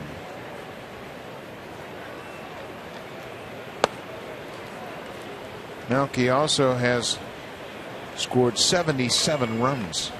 That'll put him right behind Miguel Cabrera of the Tigers in 6th place in the American League. Out in front of that curveball as Will Smith threw him another one, 3 in a row. Parra calls off the shortstop and makes the catch. Now it's time for the drive of the game, and it's brought to you by the 2014 Honda Civic, Canada's best-selling car, 16 years in a row, and the official vehicle of the Toronto Blue Jays. Jose Bautista greeted Brandon Kinsler. He threw a fastball down and in. You see Jose looking right down and in there too, and he turns on this ball, extending that Blue Jay lead to 7-3, a lead that they still hold. Brewers came back with a couple, but got 3 more outs to get. Scattered the bullpen as well. He had a double in the 3rd, a 3-run home run in the 6th, a 2-for-4 day. John Gibbons has been talking about the need for the big guys to have a good day offensively, and they've done that. Reyes has 3 hits today. He scored 2 runs. Melky has 2 hits. He scored 2 runs. And Bautista has 2 hits and driven in 3. Edwin Encarnacion has an RBI single as well. We're in the 9th. Casey Jansen loosening up with the Blue Jays up by 2.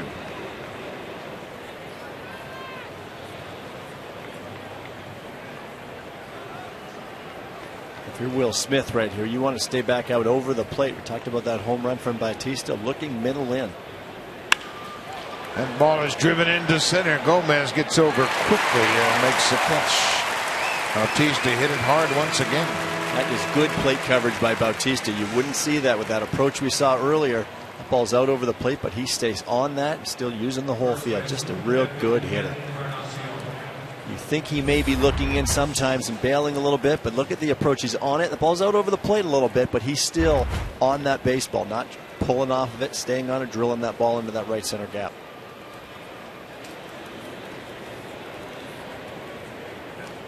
Edwin Encarnacion, the first baseman. See how the shadows have crept out onto the field now as they're coming through the windows above the first base stands.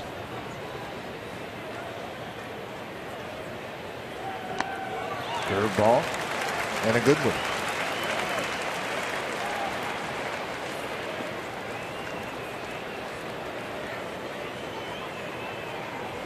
There you see those windows above the 4th deck. Sun gets low into the sky in the west. It will come right through those windows and create problems, but the clouds have been moving around all afternoon as well.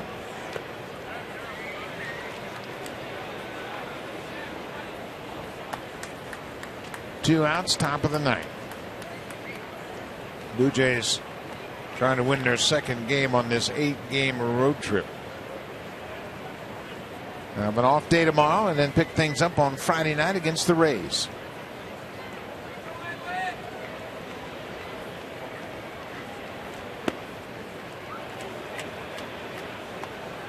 John Gibbons has talked about his extreme team, and there's times they play very well and other times they really struggle in the pitching and the hitting together. And he's looking for this game to try to seal it up with Casey Janssen and go home and attack these AL East teams and try to get back on one of those runs again. Fly ball looped into right. Braun with a long run can't make the catch. Encarnacion will have his second hit of the afternoon. A little bloop base hit into right. Braun was deep, obviously respecting the power of Encarnacion, and Edwin. Braun had a long ways to come for this ball. Wasn't hit hard, just blooped. He actually got to where he needed to be. He just took that ball off the heel of his glove. Took some turf with him, too. Marcus Stroman has come in to pinch run for Encarnacion. Of course, Edwin coming off the disabled list after tearing that quad muscle. So his day is done. He's had a 2-hit day. Colby Erasmus will step in. Colby is 0 for 3 with a walk.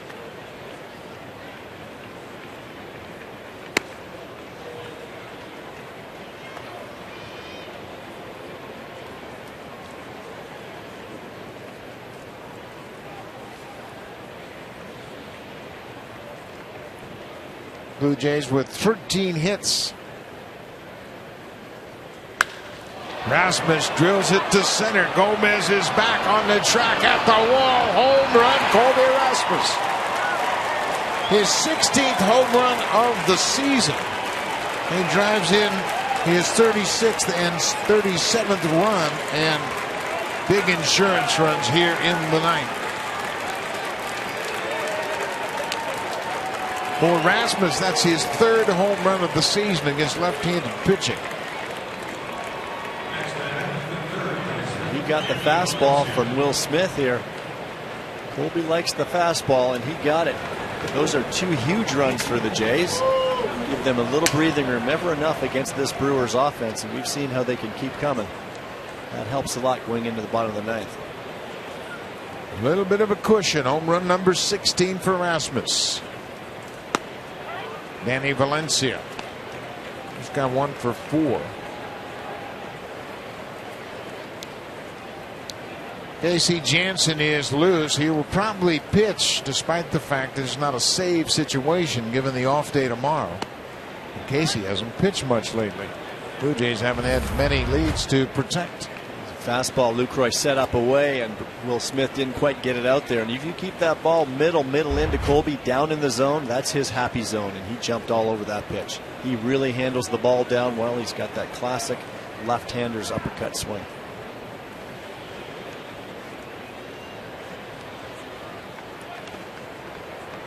Boy, 9 runs certainly welcomed by the skipper, John Gibbons. Been talking about this ball club is built to score runs, and if you don't, you're not going to win games.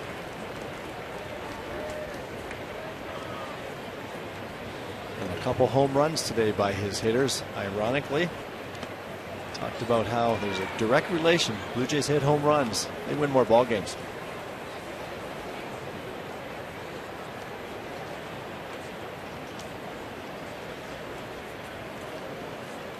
Ron Renicke's bullpen has been pretty effective. Not the case today. Blue Jays have jumped on the bullpen.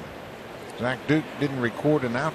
Kinsler gave up a 3-run home run. Now Smith gives up a home run, and Valencia gets his second hit of the afternoon. Danny Valencia with a 2-hit day.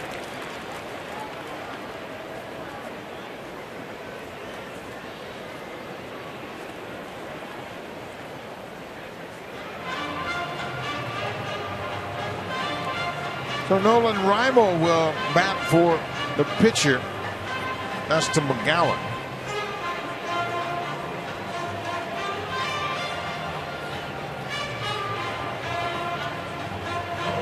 Reimo coming off the bench. He last played on Saturday. Started against John Danks, the left-hander, in Chicago.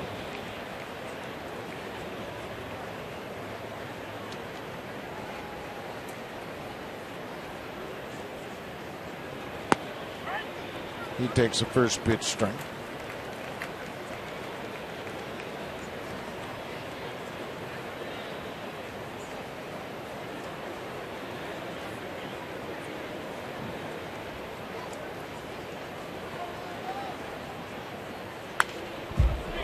Fouls it right back to the screen. It's 0-2.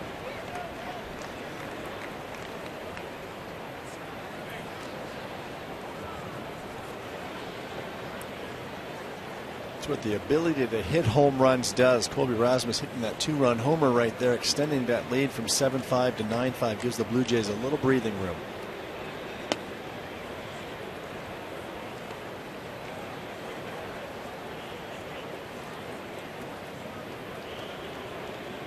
Blue Jays need a win. They don't care what it looks like. They just need a win.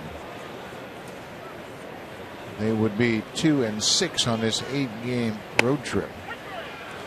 Nolan Reimel called out. Strike 3. Looked like it was a down fastball, but that ends the inning.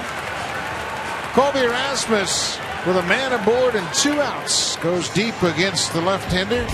Casey Jansen coming into the game, but he's got a cushion courtesy of Colby Rasmus. His 16th home run will go to the bottom of the 9th, and the Blue Jays have a comfortable lead.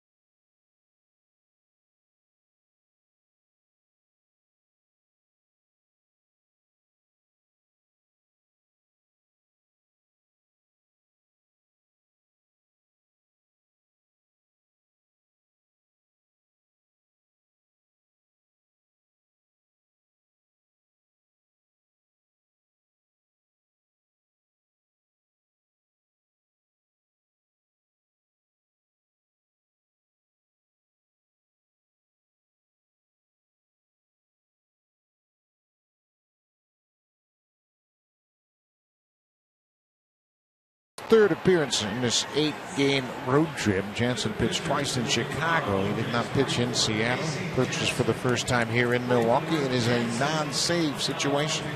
Casey's pitching in his 37th game. His last 3 outings have been scoreless over 3 innings, but the opposition hitting .284 over his last 23 appearances. And we saw when he came back from that All-Star break, had his struggles with that illness, and looks like he's good to go now. Adam Lynn takes over defensively at first base, and Encarnacion was lifted in favor of the pinch runner. Ryan Braun starts things off for Milwaukee, cuts on the first pitch and fouls it out of play. Braun is 1 for 4 this afternoon with an RBI.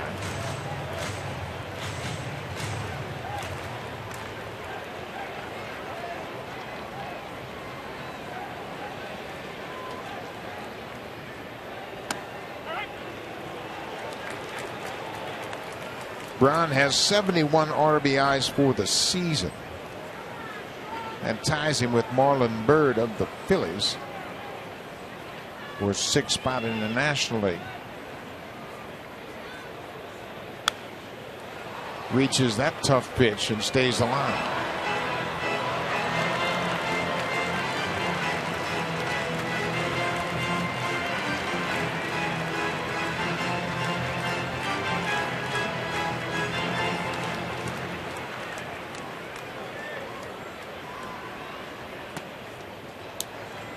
One and 2 to Ryan Braun. Aramis Ramirez is next, and then Gerardo Parra, who's had a good day at the plate.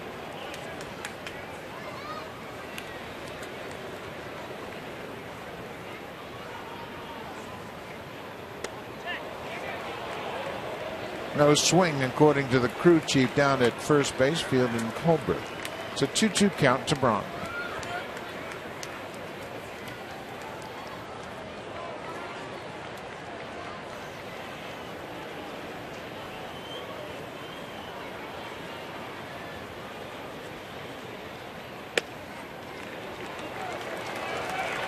Pretty close pitch to take. It's inside. It's now a full count. Casey's all around the plate. Only 5 walks in his 33 1/3 innings of work. He's got 5 different pitches, but his command is what he strives for. Strike 3 call. Ryan Braun didn't like the call, but Jansen strikes him out. That's how the 9th starts. Good location by Jansen at the very bottom of the zone. Braun certainly does not like the call. Thought it was maybe down a hair. But unfortunately, home plate umpire David Ackley's got the last call.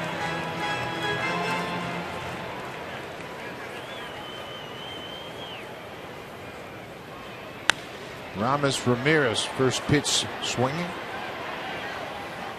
Jansen's got 5 pitches: fastball, curveball, slider, cutter, and changeup, and he's only going to top out around 89, 90 miles per hour, but he just wants to locate the baseball. He changes speeds. It's not a classic closer stuff, but he's had very much success.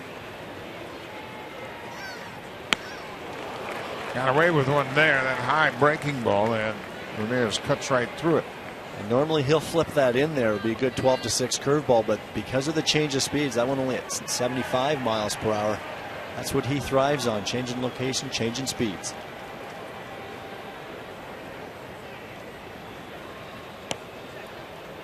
Ramirez lays off that breaking ball. Sanchez, Cecil, McGowan, now Casey Jansen out of the Blue Jays bullpen. R.A. Dickey went 5 2/3. He's in line for the win.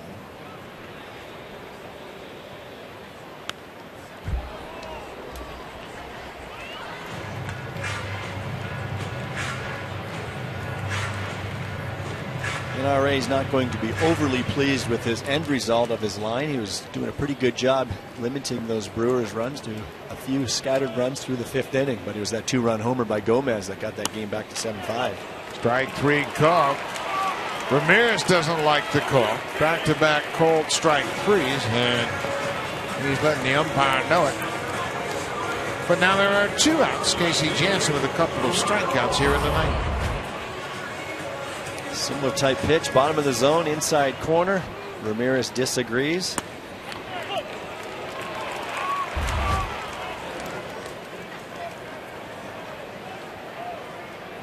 Fernando Parra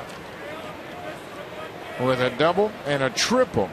He is 2 for 3. He was hit by a pitch. He scored a pair of runs. He had a big day again against R.A. Dickey. For his career against Dickey, he's 6 for 8. He's got something in his approach. He sees the ball well. Good approach against the knuckleball. Lines this foul down the left side. Most guys that have success against the knuckleball will tell you that they just really try to let the ball get very deep in their stance, more so than even against a traditional pitcher. Almost thinking of swinging very late, getting a very good long look at that late breaking knuckler.